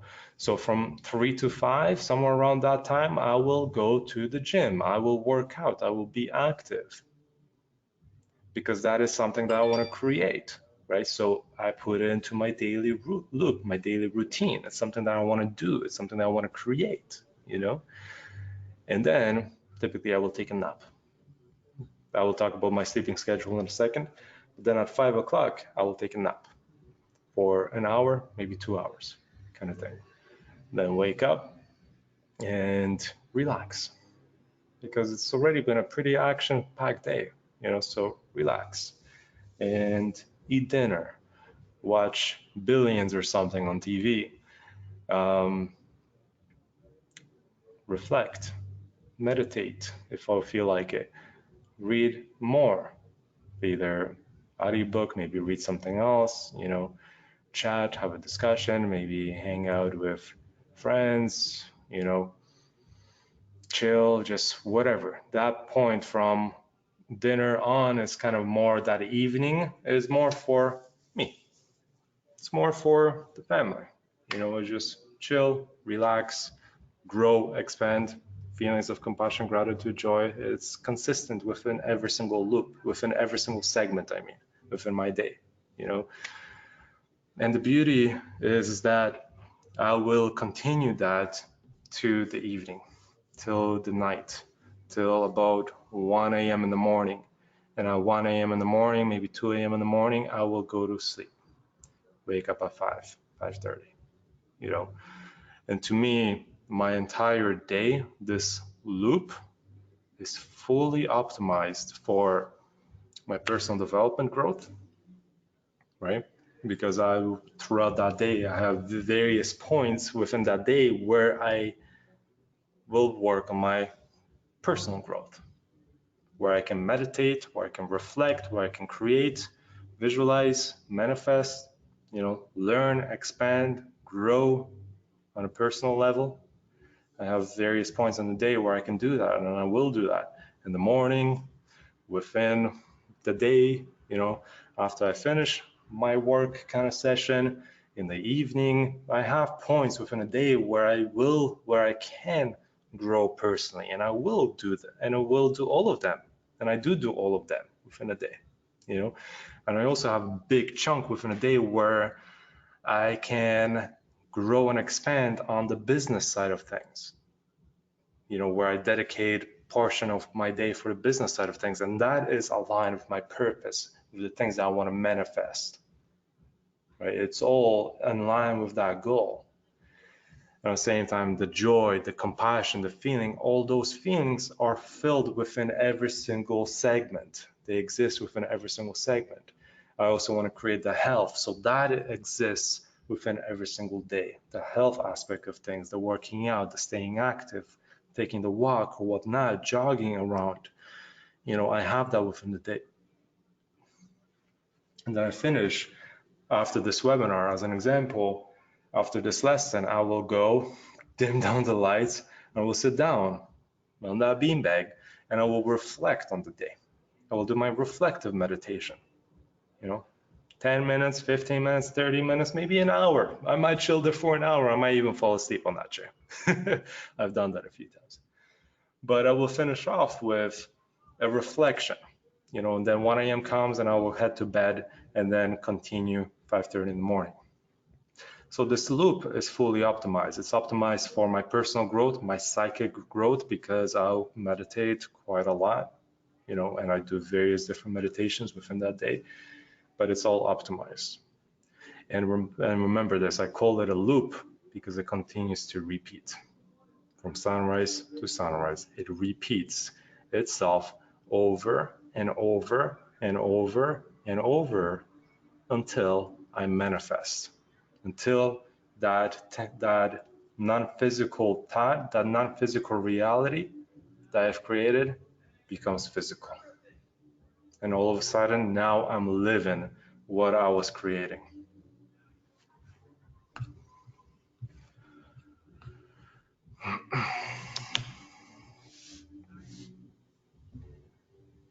Thoughts, questions, comments, concerns.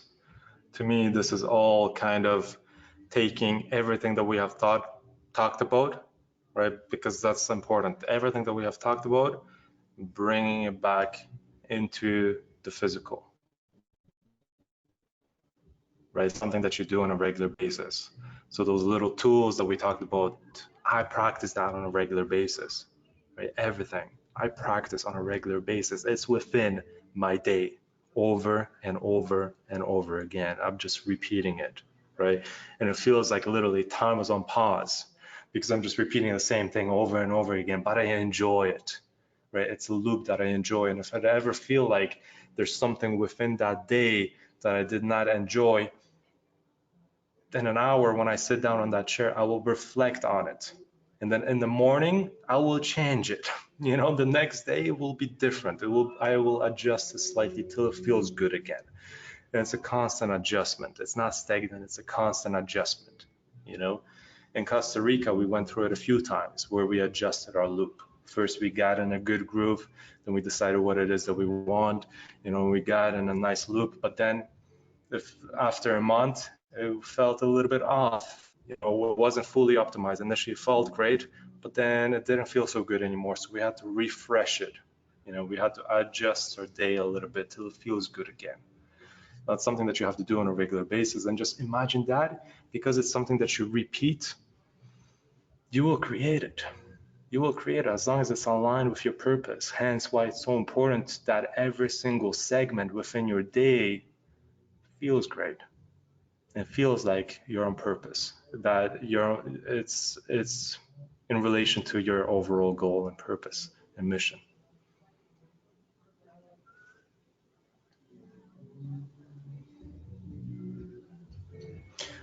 So that's that. Fill me in with your questions, guys. I've been going for about 2 hours, maybe an hour and 50 or so. Drop your questions for those who are attending live. I'll answer all of them now.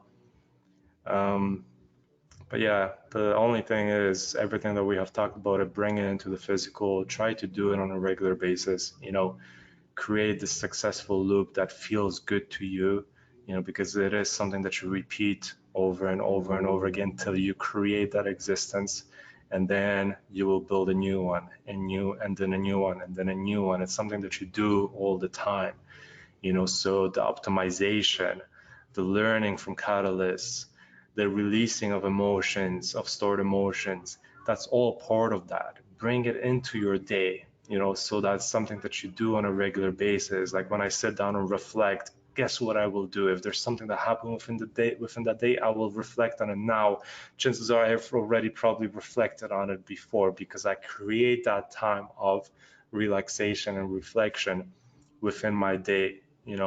I make time for meditation within my day, mainly not just meditation. A lot of times it's not that I will sit down and meditate. I might just sit down and zone the fuck out, and when I zone out, you guys know the feeling when you fully zone out and you're in your little space.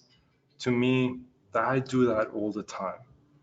I bring back the feelings of imagination and visualization, because throughout our lives, a lot of the times we're in school, bring yourself back to this environment. You probably experienced it.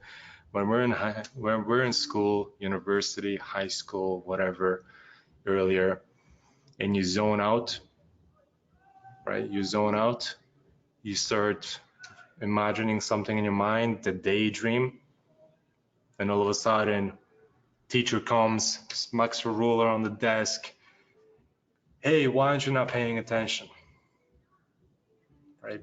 Right away, it makes it seem like you're not supposed to do this.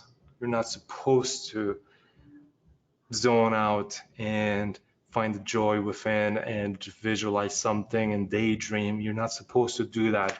Your teachers tell you that from the get-go because you're not paying attention to what they are saying. Who gives a fuck what they are saying, right? At the end of the day,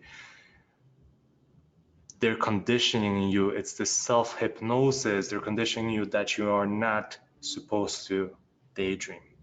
And then your parents tell you, oh, you're daydreaming all the time, why don't you just like be a normal person? A lot of people to tell me that's something that their parents tell them.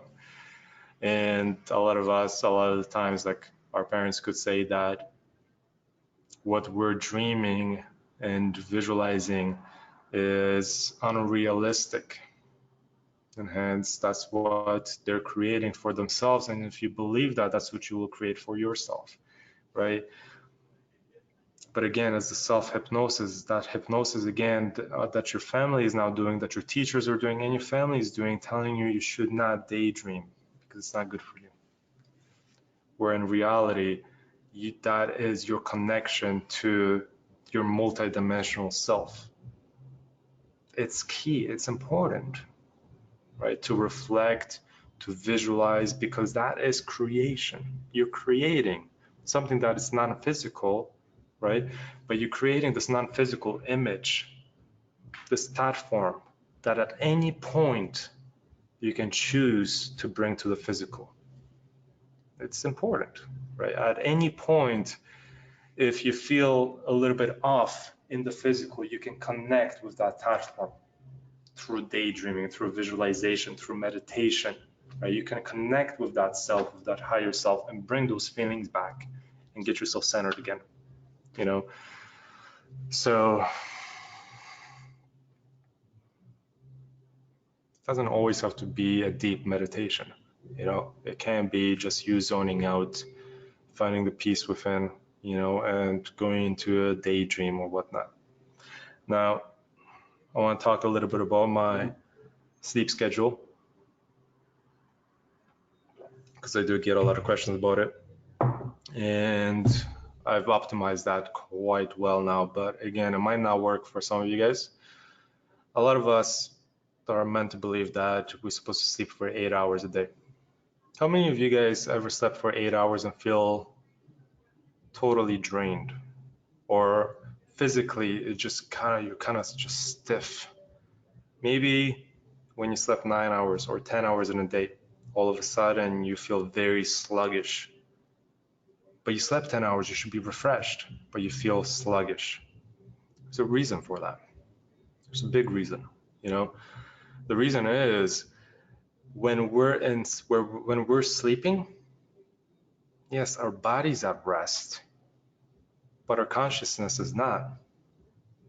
Our consciousness is out playing in the different dimensions because, again, we're multidimensional. We're sleeping in the physical. Our body's sleeping in the physical. It's resting, but our consciousness is still doing its thing, right?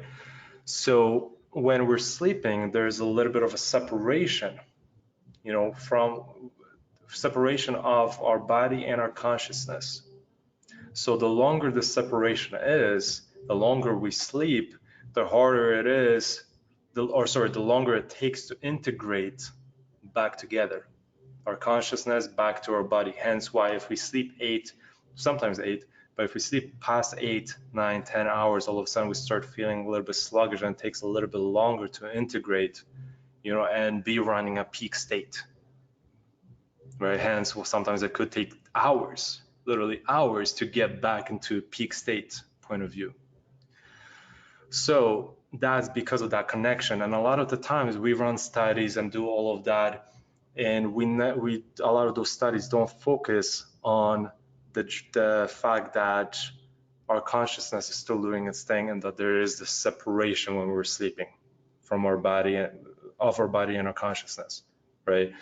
So a very optimal thing, that schedule that I found, is sleeping, because a lot of us still need to feel refreshed. I went from a period of sleeping roughly 4 hours on a regular basis, and I felt great. But I've noticed that that can be optimized a little bit more by just adding 1 extra hour. I find that 6 hours or so is all I ever need. If I sleep 6 hours, I will feel great, but not 6 hours at a time. 6 hours at a time for me is a big disconnect and of my consciousness and my body. That feels like a deep disconnect. Hence why a lot of times when we're dreaming, when we're in dream state, right? Think about this. How many times have you dreamt something and you felt like it was important, but you're trained to sleep 8 hours, so you finish your dream cycle, right? You wake up and then you go back to sleep.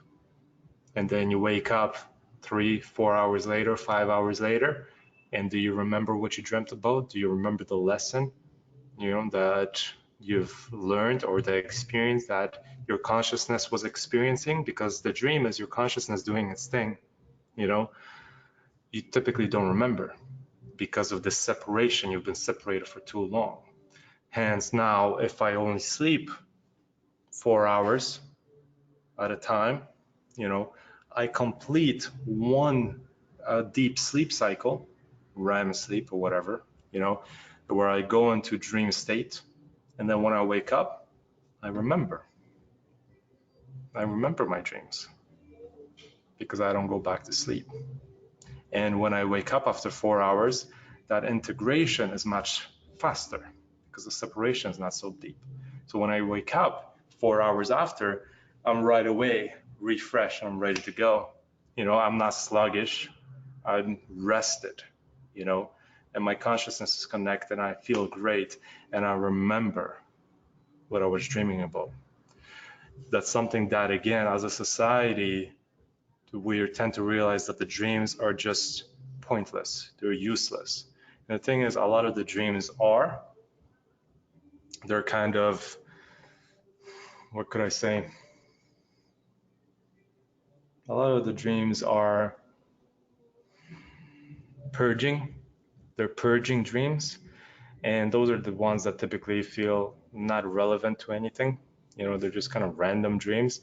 And those are the dreams where you're just kind of purging emotions. You're purging what has happened within that day. It's just kind of releasing information. Those are the dreams that typically don't mean anything. Your soul, your consciousness is just releasing that information, But there are dreams, majority of the dreams actually are impactful.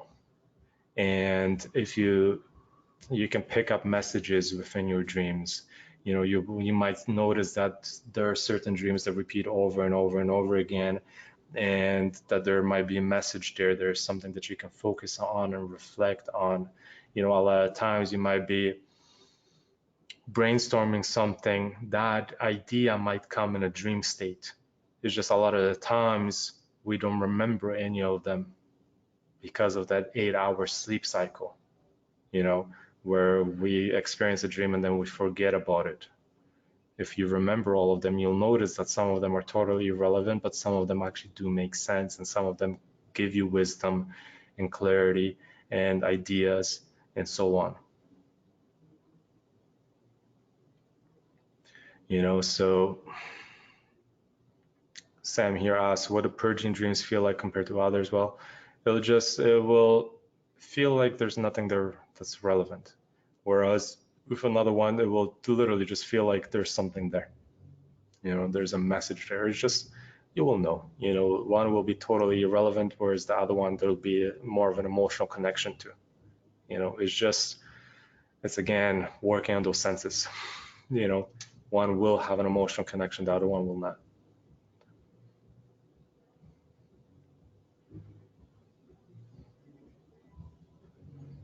That's something to experience, you know. So I sleep 4 hours, maybe 3 hours, depending when I will go to sleep, you know, and I will experience a whole sleep, whole kind of dream REM cycle within that 3-4 hours. And I will wake up refreshed, ready to go. But then I will have a shorter kind of sleep cycle a little bit later, where I might sleep an hour or 2 hours, you know. So if I sleep 4 hours, I might sleep another 1 hour later in the day and feel great.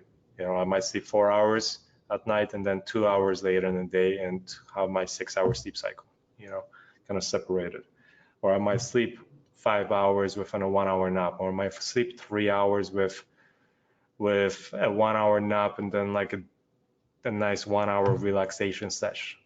You know, so I'm resting my body. I make sure I rest my body, but my mind, this consciousness that does not need rest. It's always doing something. Hence why, to me, I want to utilize that sleep cycle, because that is working on my psychic abilities, you know, and it's again creating that deeper connection. Plus, staying up till about 1 a.m. in the night is pretty cool too, because the world around you is asleep, but just for me, staying up late and experiencing night is a totally different experience than experiencing day. A lot of us don't experience night at all. We just go to sleep and we wake up 8 hours later, when our whole brain wiring, the chemistry within our brain is totally different at night than it is within the day. And we can utilize that as well. You know, the benefits of staying up at night, staying a little bit active at night, doing a meditation session at night. You know, it is a different chemistry within your brain. It is a different experience, you know. So it does feel totally different being up at night than being up during the day. And this sleep cycle that I have allows me to stay up at night, stay active at night. Like it's 12 midnight here and I'm full of energy and I'll be up for another couple hours, you know, doing my thing. I can work out now if I want to because I am still feel great, you know, and that's simply because of this sleep cycle that I'm on. I don't feel disconnected at all, you know, whereas if I sleep longer, like 8 hours, I feel a little bit disconnected, sluggish, and so on. Now, just to give you guys an idea, it will take quite some time to adjust to the shorter sleep cycle. It will take some time to adjust. At the beginning, it might feel a little bit off. You know, you might feel a little bit more drained, but all of a sudden you will notice that it probably feels better.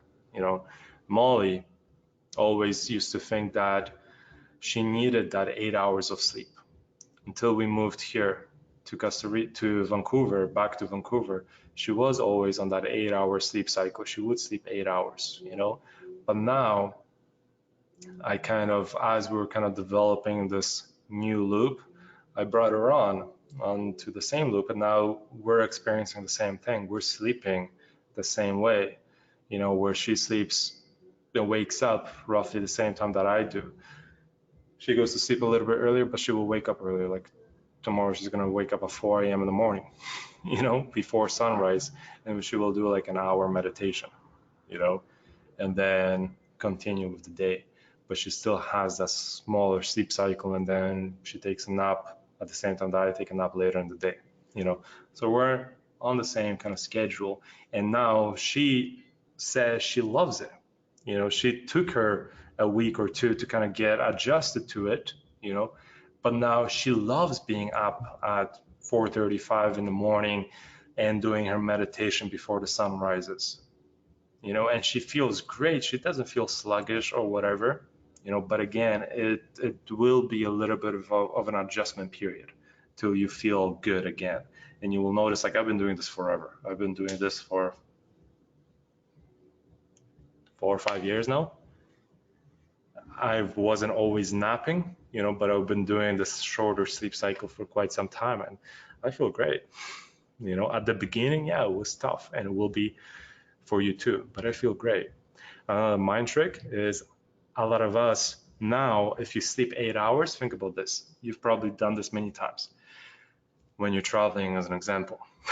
When you probably on the day that you fly, where you can't fall asleep and you have to wake up early in the morning, and then you've only slept 3 hours, and in your mind you're like, fuck, I'm only going to sleep 3 hours, I'm going to be exhausted. And you tell yourself you're going to be exhausted because you only sleep 3 hours, because you're used to your 8. You already told yourself you're going to be exhausted, so when you wake up in the morning, guess what? You will be exhausted, because that was the mindset that you were in when you went to sleep. Your belief system was that when you wake up, you will feel exhausted because you're not going to get your full 8 hours. I go to sleep not thinking that way. I go to sleep knowing I will get 3-4 hours of sleep and I will feel great. That's how I go to sleep. I don't think that I'm going to be exhausted. I will feel like, oh, bed feels nice. But also waking up at 5 a.m. feels epic as well. Because it gives me, this routine gives me more time, but I still feel good. So anyway, try it. Try sleeping try a 3-hour major sleep cycle with maybe like two naps, or 4-hour sleep cycle with a nap, or 5-hour sleep cycle with 1 nap. Try sleeping 6 hours max within a day and see what happens. But again, that's just my experience, right? That's my experience. It's kind of what I have learned when I started digging more into the psychic connection and the dream state and all of that. I found that this works really, really, really well. That's just me. So let me see if you guys have any questions or whatnot, and I'll wrap it up.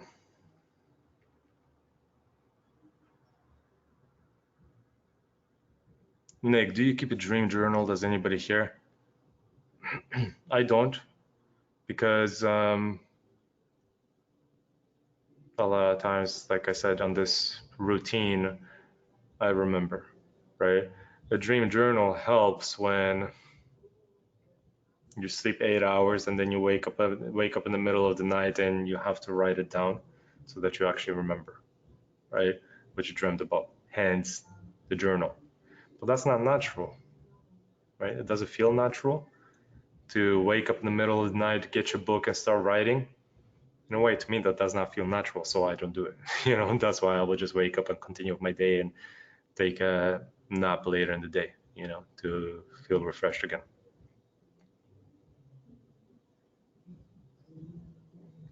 Daniel, do you have more resources in regards to your sleeping schedule? I'll write a blog post on it. I will expand on the sleep cycle. I'll write a blog at some point on it. Do you set an alarm?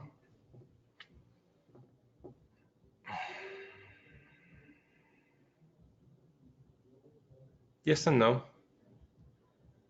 I do have an alarm that I do set.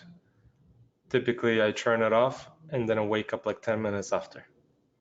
So I do have an alarm. I don't really wake up during the alarm. I will somehow silently turn it off and then just naturally wake up anyway within that 30 minute period, of the alarm beeping. But yeah, use an alarm if you want. After a while, you might feel like you don't want to. At the same time, that's totally up to you. At the beginning, you will have to. At the beginning, obviously, you will have to.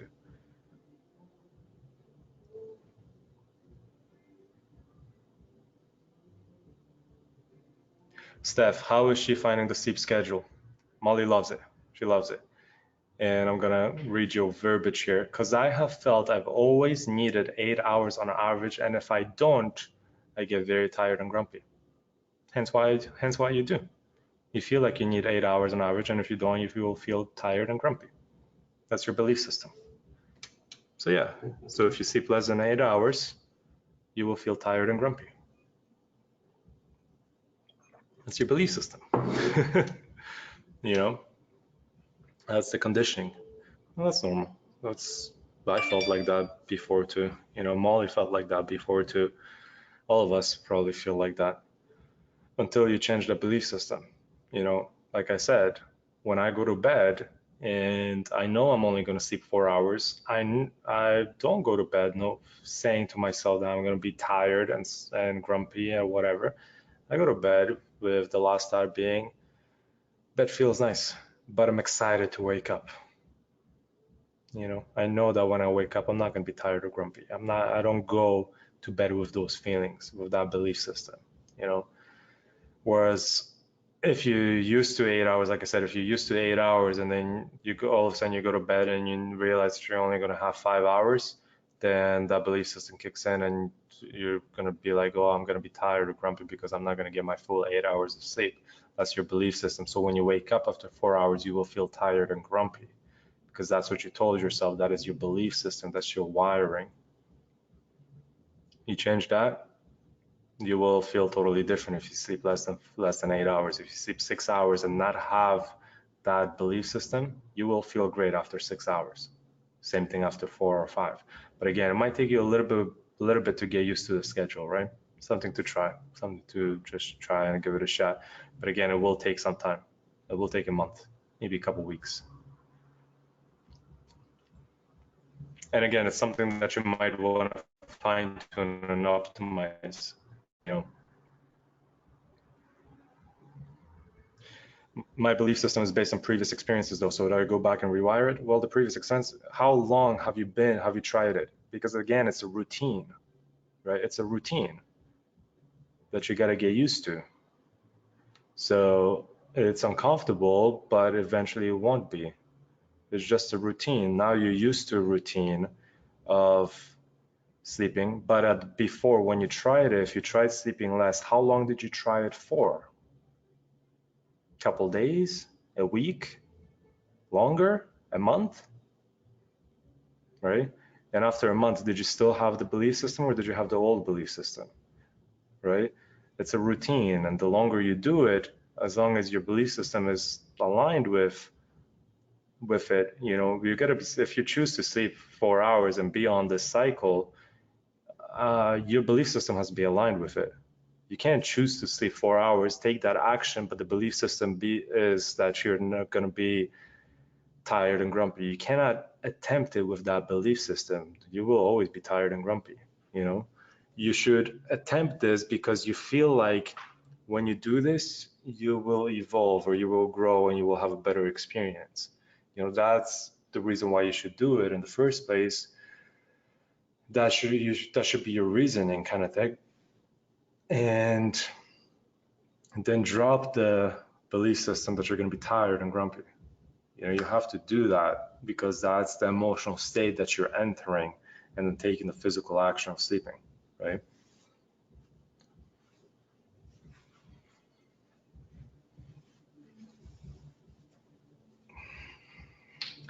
Me being 18 years old, do you think the sleep schedule would have any drawback in terms of physical and mental growth? As most people say, you don't fully mature until you're 24. Just wondering your thoughts on this. I think it's a bunch of bullshit. Tell you the truth, you don't fully mature till you're 24 years old. I think you can be pretty mature at 20 if you choose to. It's not age, it's life experience. To me, it's all just experience. It's not age. Age is, like we always say, just a number, right? There can be an individual who's mature at 20 and there can be an individual who's immature at 30. You know, some of us at 20 might have much more life experience than somebody at 30. You know, somebody at 18 might already be living on their own. Somebody at 30 might already be living with their, might still be living with their parents. Not changed much over the last 20 years. You know, it's all about experience. So this maturity at 24 is a bunch of bullshit because at the end of the day, the age is just a number. It's all about experiences. It's all about experiences. You know, so to me, that's not even a correlation, the age. Now, the physical and the mental growth, that's experiences. Mental growth is experience. Mental growth is not about age, it's how much you actually work on yourself, right? Some people might be 30, 40, 50, 60 years old, but never worked on themselves, never meditated, never read a book, never took the time to learn from experiences and catalyst and grow, versus the one who is the same age but meditates, learns on a regular basis, reads on a regular basis, expands and grows. They will have a totally different life experience than the one who does not. Age is just an irrelevant number. It's all about experiences.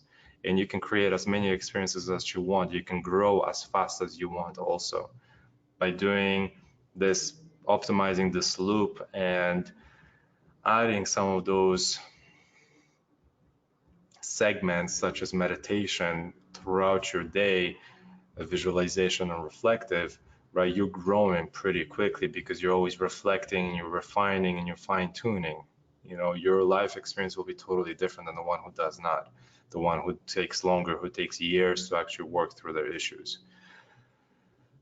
But bringing it back to the sleep schedule, do I think it will have drawbacks in terms of physical and mental growth? Well, I started this when I was like before 24. So I've been doing it for quite some time. But at the same time, do I think it will have, I think 20 years, that's a lot of time actually being on Earth and playing within this experience. A lot of people will tell us that, again, you need this 8-hour sleep cycle. But that's just an opinion again, right? That's a belief system. It's always a belief system. If you believe that 4 hours will be more optimal for you, 4 hours will be more optimal for you. But again, 4 hours, like I said, 6 is great. 6, right? 4, and then like a nap. That's what works really well for me, and you might try it. But past 6, I will never ever sleep past 6 hours. I don't feel the need to even sleep past 4 hours in a row, and I feel great. And again, I'm just speaking from my experience. Try it for yourself, and see what happens. Life is just an experiment, and it's how you approach it.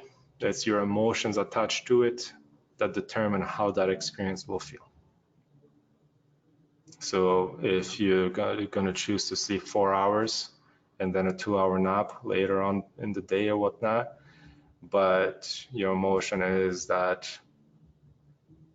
it's going to hinder your growth and it's not going to be the most optimal, then that's what you will receive, because at the end of the day, it's your emotional state that determines how you will feel, how your physical experience will be presented to you. So at the end of the day, it's a belief system. So we're consistently being engraved by other people's conditioning and other people's belief system that limits you. I'm just here to tell you to try and experience and grow and evolve, and see what works for you and experiment, and then see how you feel. Try it out.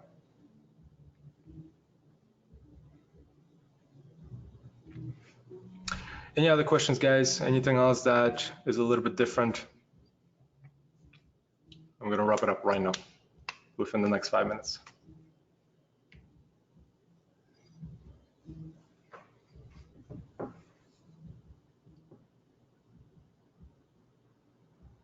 Have you ever felt or realized you've gone a few steps back on your psychic connection? How do you connect back on that level?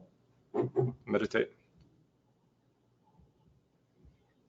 If I feel not connected, it probably means that I haven't meditated for a couple of days.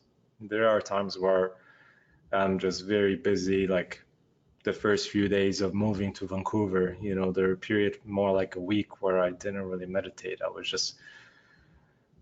My routine was just off, So yeah, I did not feel the connection, but as I got back to my groove and I created a loop that truly works and integrates the meditation, the visualization, the manifestation, the gratitude, the joy, the love, those feelings, the growth and expansion. Once I created all of that, now I'm back full, you know, my full package, and I do feel connected.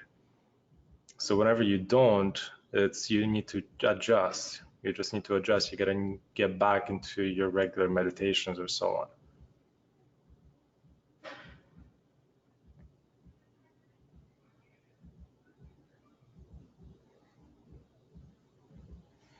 Everyone has the same kind of emotions like shame or guilt. Literally, everyone has it, but why? What does it take? Everybody has all emotions. All emotions, everybody can experience any emotion that is present. Earth has a shitload of emotions, you know, that we can experience, a ton. Shame, guilt, hatred, all of them can be experienced. But you choose which emotions you want to experience. It's your choice. It's your choice. That's again the belief system that everyone has it, that everyone will experience it. That is your choice. That is your belief system. Shame, guilt, does that impact my life? Do I focus on it? Do I feel it? No, fuck it. Then if I feel it, I might feel it for a second. I'll get myself back into place. You know, it's my choice. I choose what I feel. I create my reality. Power of intention. You know, it's my intention. If you choose to focus on that, yeah, that's what you will continue to feel. It's your choice. So do whatever the fuck you want. You know, but it's your choice. Always remember that.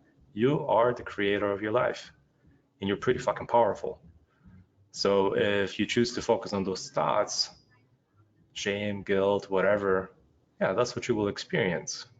You will attract more of that, much more of that, if it's a regular occurrence. But it's your choice. It's your choice.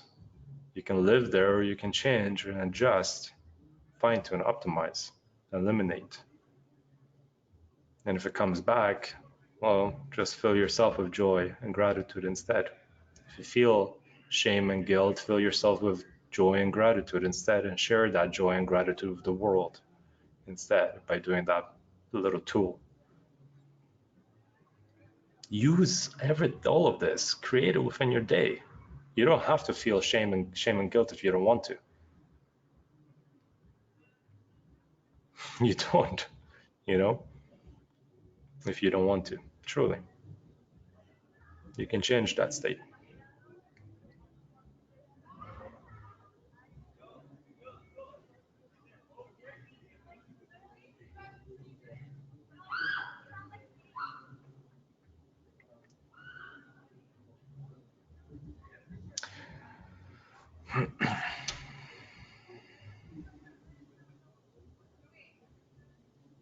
All right, last question here. Can you recommend resources on learning more about time not being linear? I would love to learn more because we're so used to setting time-based goals, and I now feel like this would actually end up limiting me. Example, I could quit my job in 6 months, yet I'm limiting myself because I've said and have set my goals based on it taking 2 years. Yeah, you know, so a lot of it is experience. A lot of it is experience. What we're talking about here is quantum. You will notice that quantum science has no time concept associated with it. When you start digging more into the quantum physics, you realize that things happen instantaneously. It's instant. That if there's been experiments, and I don't know what the name is from. Yeah, there's been an experiment. I don't remember what the actual name of the experiment was, but this was the experiment. One individual is, I think it was different buildings. Maybe it was the same building or maybe it was different buildings, but they were in different rooms. One individual is in a room down the building complex, and another individual is in a fully sealed room, you know, sealed from sound, sealed from everything. It's a fully sealed enclosed room that blocks off everything, right? And that individual is the test subject, the one that is in the fully sealed off room that blocks like kind of everything. And then the individual who is like a few rooms down or in a different building or in a different part of the world even, that individual will focus, will visualize and manifest something happening to that other individual, such as the idea of giving the individual a massage, the one who's the test subject. The manifester, the visualizer, as an example, did a visualization in a meditative state that they were giving a person a massage, that individual by that name, that they were giving them a massage. So they connected with them, and they, in their mind, they were giving them a massage at the back of their mind, of the back of their neck. Test subject's body reacted to that instantaneously. It was an instant reaction. You know, same with the feelings itself. If that other individual all of a sudden felt love and gratitude and joy for that being that was the test subject, their body and their chemistry within reacted instant. It was an instant reaction. There was no concept of time. There was no traveling through time. It was instant. Right? And that was a psychic experiment that nobody fucking talks about. But it was something that was replicated over and over and over again. Hence now it was scientifically proven that that's part of quantum physics now, that there's this instant connection with everything. When you think about that, when you think of that time, of that concept, does time truly exist? Because there's no traveling through time anymore, right? And at the same time, when you think about it, in the present, we can see our future. We can create our future by going and visualizing, right? That visualization that you do, right? In the present, you see a potential future. At the same time, in the present, you can see the past and the memories. You can do all of that in the present, in this moment right now. So does time exist, or is all happening simultaneously, all at once? Is there a time division, or is it all happening all at once? Because in this moment, in the present, you can create your future and also see your past by bringing the memories back, by feeling the memories. In the present, by having a hypnotherapy session, I can see my past lives. I can reflect on those past lives by having a past life regression hypnotherapy session. In the present, in this moment, right now. So does time truly exist? Something to think about.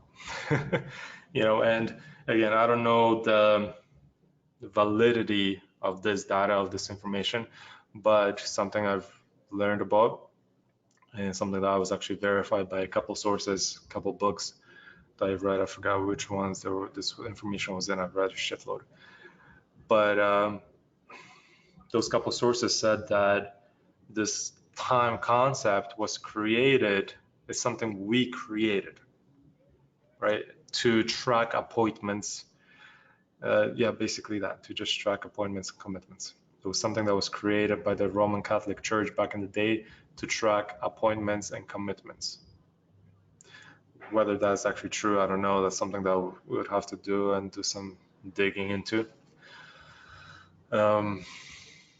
But quantum science and quantum physics totally disregards the time concept, because things are happening instantaneously without traveling through time. And at the same time, we realize that time is malleable. When we travel through space at the speed of light, I believe, speed of sound, whatever. When we're traveling through space, life is happening slower than on Earth, as an example. You know, so that's why we've seen those movies when, you know, when people are traveling through space in a spaceship or whatever, you know, and they end up on a different planet all of a sudden and then come back to Earth, and they're the same that they were versus people on Earth are like 10, 20, 30 years after, how does time make sense now? How does it make sense? Right? This time concept is something that still needs a little bit more evolution. It still needs a little bit more discovery. In quantum physics, quantum science is really, there's so many experiments within it that totally creates a new meaning for time. A fully new meaning for time. Because from a quantum point of view, it's instant. It's instant. Those reactions are instant.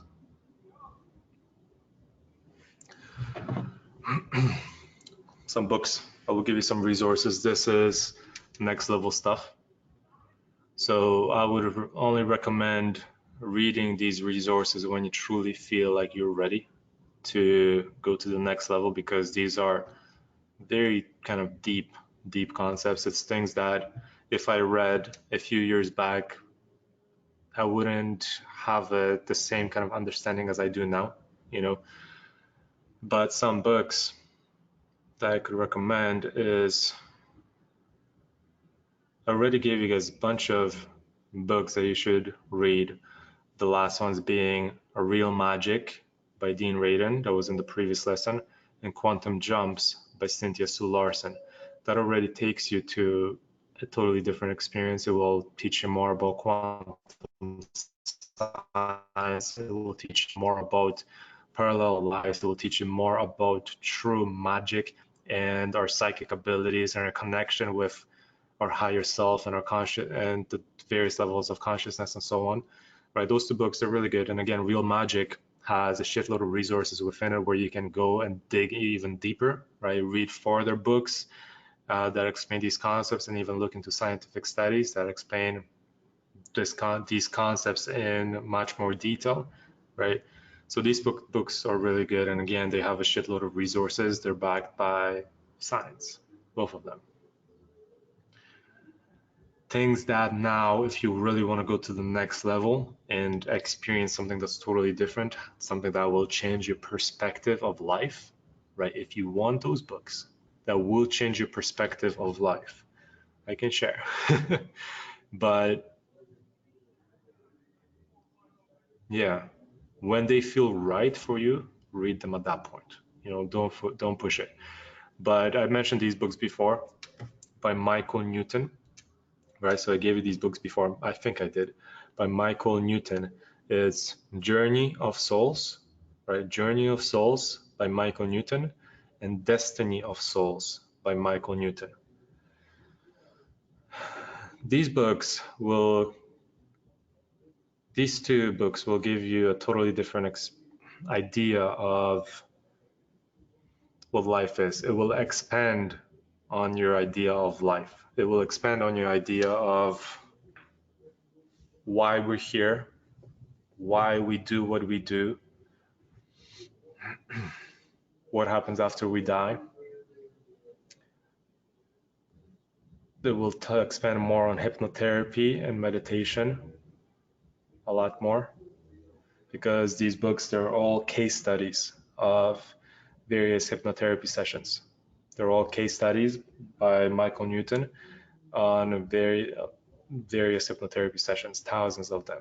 You know, he hypnotized thousands of people, regressed thousands of people to experience past lives and so on. And these books are just case studies of what he has found. Really interesting, and they tie in with many other books. They tie in with another book that is interesting and on that, more on that topic, hypnotherapy.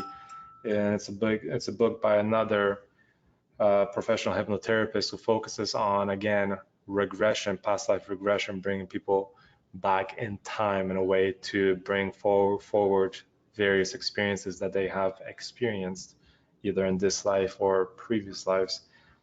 And her name is Dolores Cannon. Dolores Cannon. And the book is Keepers of the Garden. Keepers of the Garden. And it's Keepers of the Garden. it gives you a totally different perspective on life, right? Of planet Earth, of the universe, of our soul and who we are on that deeper level, the deeper connection.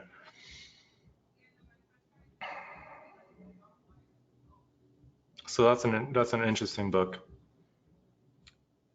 and you might want to read that. It's on Audible. They're all on Audible as well. So that's Keepers of the Garden by Dolores Cannon. I would kind of start with those, and then if you want to go deeper, we can go deeper. You can go much deeper on these concepts. And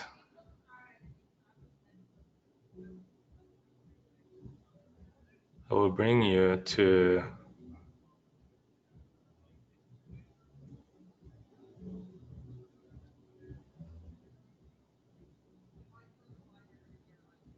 and these books are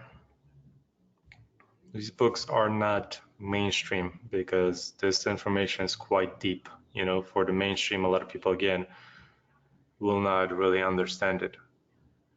But if you're open, and if you're open to everything that I kind of said within this workshop, the psych workshop, I'm assuming that you would be kind of open to learning more about some of these concepts, and these books, they will just expand a little bit more on some of these concepts.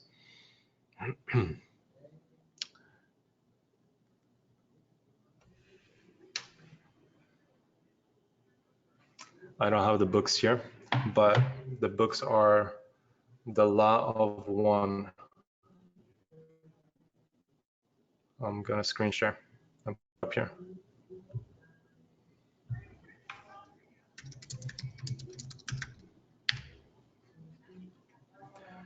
Now, I don't know how you guys feel about that. Some of you guys might be open-minded to it. Some of you guys might not be. But fuck it. I'll just share it. I'll talk about it. And then we'll see what happens. There was a period in time in the 1960s, 1970s, 1980s, where a few books have been written that are channelings. I don't know if you guys have ever heard of channeling before. Channeling is if you believe in multidimensional experience and so on, and if you believe in the concept that there's more to this experience than just us, if you believe of the concept that we are much larger from a soul point of view than just this physical experience that we're living now, right? If you see if you see your soul as an example as this vast, large thing, this experience is just a small fragment of our soul as an example, and there's this larger entity that we are a part of, which we are just a fragment. But by having this multidimensional experience, you are connecting to your full potential as a soul, as a being, right? So channeling is information coming through another human, right? And it might be an information from a higher self that's coming through and not through you verbally, or it might actually be a different entity speaking through you, right? Through another individual, whatnot. So that's channeling. That's called channeling. And there's been various books written that have been channeled, that literally somebody speaks and another individual talks. One individual goes into a trance, right? Connects with their higher self or with that flow of information, and then speaks. Channels, like Ask Tio, exactly. So if anybody here has Gaia, GAIA.com, you can Google or search within there Tio, Theo, and you will see channeling happening in real life on camera, right? Of what that actually looks like. But there's more. Ask Theo is one channeling source, right? Theo is one channeling source, and I've dug deep into Theo itself. But there's more. One of another ones is Seth, S-E-T-H. It's called Seth Speaks. So the book is called Seth Speaks.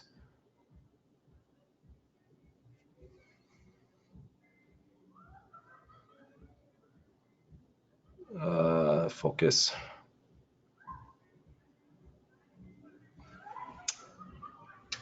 Anyway, Seth Speaks. It's called a Seth book. Seth Speaks: The Eternal Validity of the Soul by Jane Roberts. So Seth, S-E-T-H, S-E-T-H, speaks, right? So Seth Speaks: The Eternal Validity of the Soul by Jane Roberts. This is a book that is written by a higher entity, as you would say.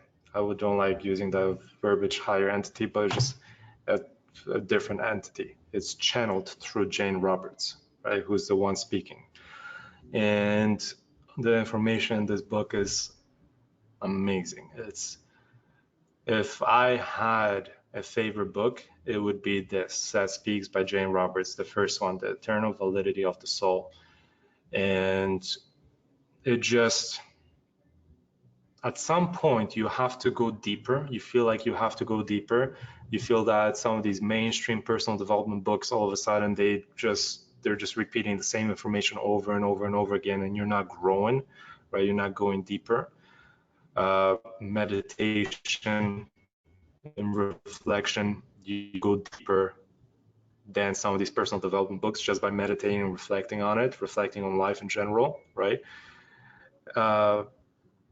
Seth Speaks, these books I shared with you will already expand your awareness, right? Seth Speaks, for me at least, when I read it after everything else, and it just connected everything together. I felt like I've actually understood everything about life, right, after reading these books. And I felt like that before, but literally after reading this book, it's like all the little pieces, all the little fragments, all the little ideas that I had about life and existence, all of a sudden were integrated together, and now it all fully makes sense, all of it, right? And yeah, to me, it's like if you will really want to go deep and you feel ready for it, then Seth Speaks, that's my favorite book.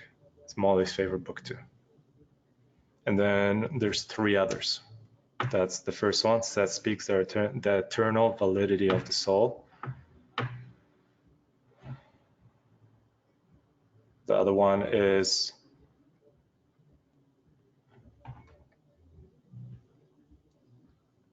The Nature of Personal Reality, right? So The Nature of Personal Reality by Jane Roberts, which is the same thing. It's produced by this entity called Seth that calls himself Seth, right? And it's another channeling book. And again, some of you guys might be kind of resistant to this information. Ask yourself why, right? But those who are open to it, give it a shot. See how you feel. To me, again, these books were they connected everything together, everything. It's just so much deeper than what you would read in a normal personal development book. But yeah, so the second one is The Nature of Personal Reality by Jane Roberts, and it's again another Seth book. And the third one is The Magical Approach. The Magical Approach by Jane Roberts again.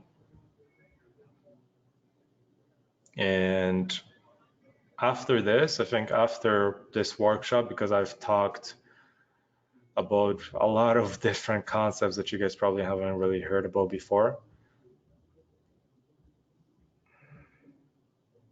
I think you will get value from these books if you're open. I think you will get a lot of value from these three books if you're really truly open, and if you feel like it's time for you to read them, do so. If you feel like it's not the time, then don't, right? Just go with your feeling here.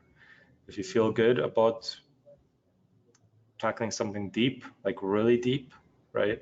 To me, it's not that deep. To me, it all makes sense, but that's because of I've read so much, and I've pondered so much, and I've meditated so much, and I've learned so much about quantum science and so on that all of a sudden all of this made sense when I read it, But if you feel like you're ready, give it a shot. And then another channeling book is a really interesting one, and the language is really interesting, really different, but it's called The Law of One. It's called The Law of One, and this is not available on the web. Oh, sorry, it's not available in Audible format.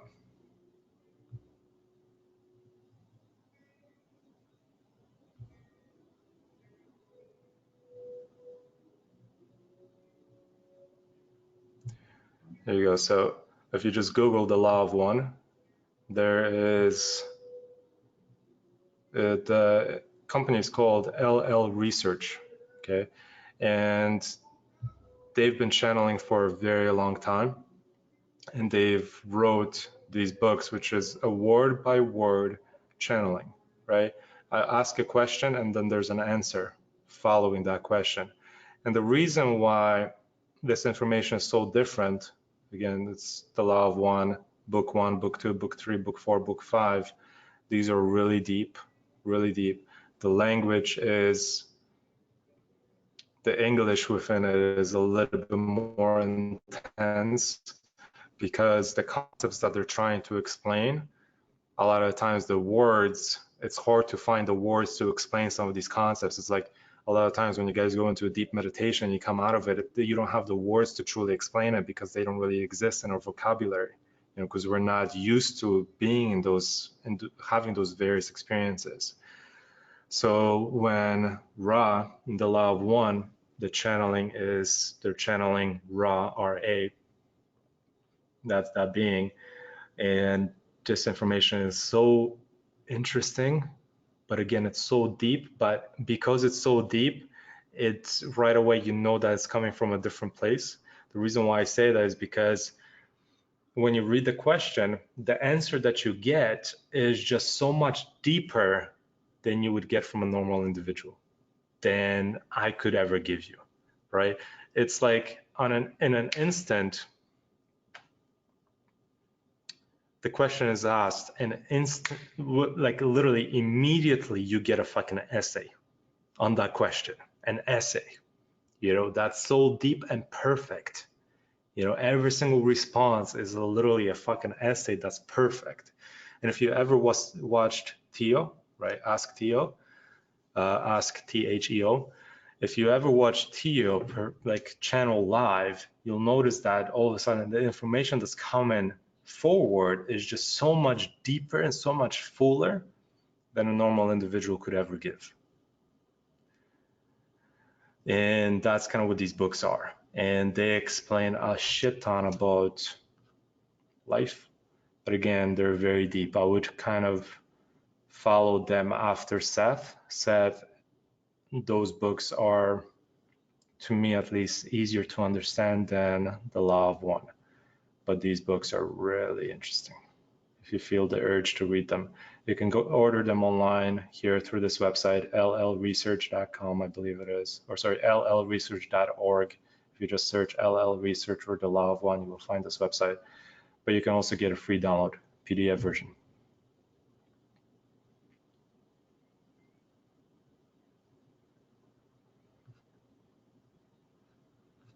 Right, so you can get a PDF version and read it in every single session, right? So it's listed by session and so on. And it explains a little bit about who the book is written by and so on at the beginning. But if you go to these channelings, they stopped. These books were written, I believe, in 1972 or maybe 1982, something like that, or around that period. But if you go deeper within this website and you go to transcripts right here, so if you go to the library and you go to the transcripts page right here, you will have again all the transcripts. So even before the books were written in 1982-ish, right? The channelings were already being recorded since 1972, right? So again, if you click on it, it's all in here, right? It's all written out. And they have evolved since then quite a bit. And now they still continue into 2019. So within LL Research, there's still a group of individuals who will sit down together, right?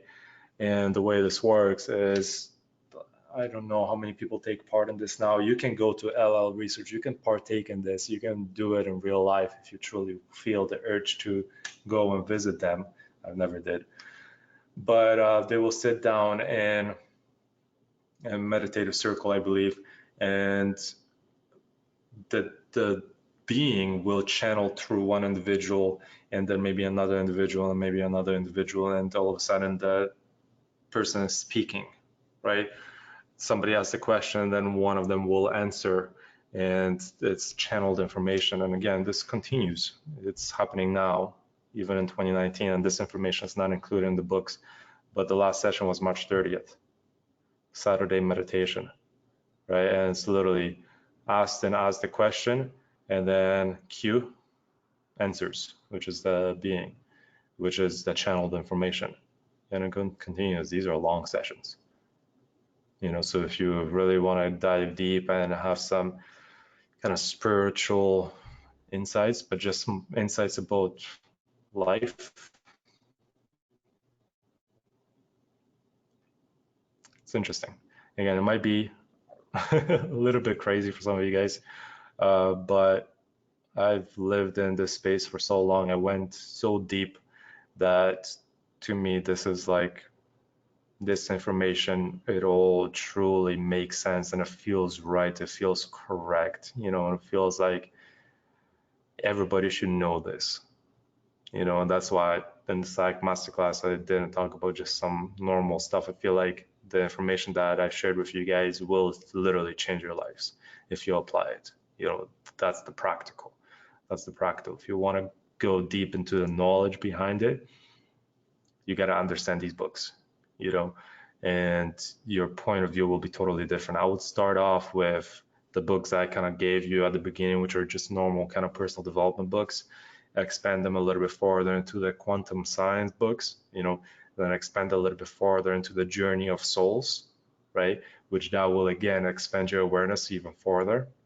The journey of souls books.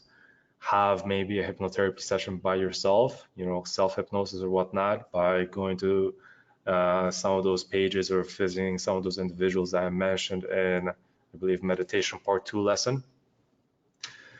And then once you feel ready, dive into the set books, those 3 books, which the information is phenomenal if you've actually are open to it. It's amazing. And then if you feel like going even deeper, read The Law of One, or just read the recent sessions, you know, and go backwards. You can go backwards, read the recent sessions. I do this once in a while. I just go back and read a recent session, you know, to see what they're talking about now. Or also watch some Ask Theo on the web, on Gaia.com. Ask Theo there's a few sessions with Theo on Gaia that you can watch, and that you can do now. It's very kind of practical wisdom, and it's really interesting. Anyway, guys, that is it. I think we pushed 3 hours here, so long webinar to wrap it all up. And I hope that this information again finds you guys well. And for those who are attending live, let me know what you guys think. Let me know what you think. And again, be honest. I'm really curious to hear what you guys think of this, all of this, of the Psych Masterclass or whatnot. If you enjoyed it, if you didn't, if you think the info is a little bit over the top, let me know, you know, just so I can understand where you guys are at and so on. Feel free to message me personally as well if you need to, to submit feedback on that. But yeah, let me know what you guys think. Hope you guys enjoyed it. And again, practice, build that beautiful loop, integrating all those concepts that we talked about, you know, and literally by building that loop, integrating all of it, you know, with the intention to bring your manifestation into the physical, you will notice that all of a sudden your life is changing for the better. You know, give it a shot. It's in which way will that hurt you, right? Give it a shot. See what happens. So let me read some of your comments here. Nick, very deep but interesting stuff. Definitely something to approach with an open mind. Sam, I'm just glad this session happened. So many learnings, insights, and ahas. Epic, love it. Nelson, looking forward on reaching that level, change the perspective view of life for sure. Excited, love it, love it, love it. Awesome, guys. So I'll leave you guys now, and yeah, I would love to see you guys apply some of this information and, you know, post it and achievements. Let me know how your life has changed, you know, over the next months. It will be instant, literally. If you apply this information and you build this loop, right, this daily loop, integrating all of it, right, you will feel instant change, literally. You know, so it's up to you. At this point, it's up to you guys. Take what resonates with you, leave the rest, right? Remember that if something resonates, take it. If something does not resonate, if some of these concepts are way too deep, just leave them in the background.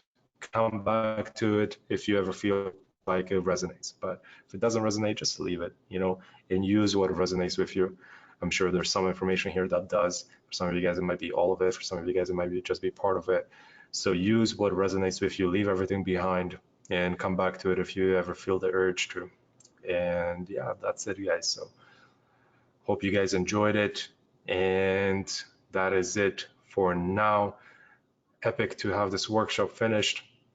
And hope you guys found a shitload of value within all of them, specifically, mainly, in my opinion, the Psych Masterclass.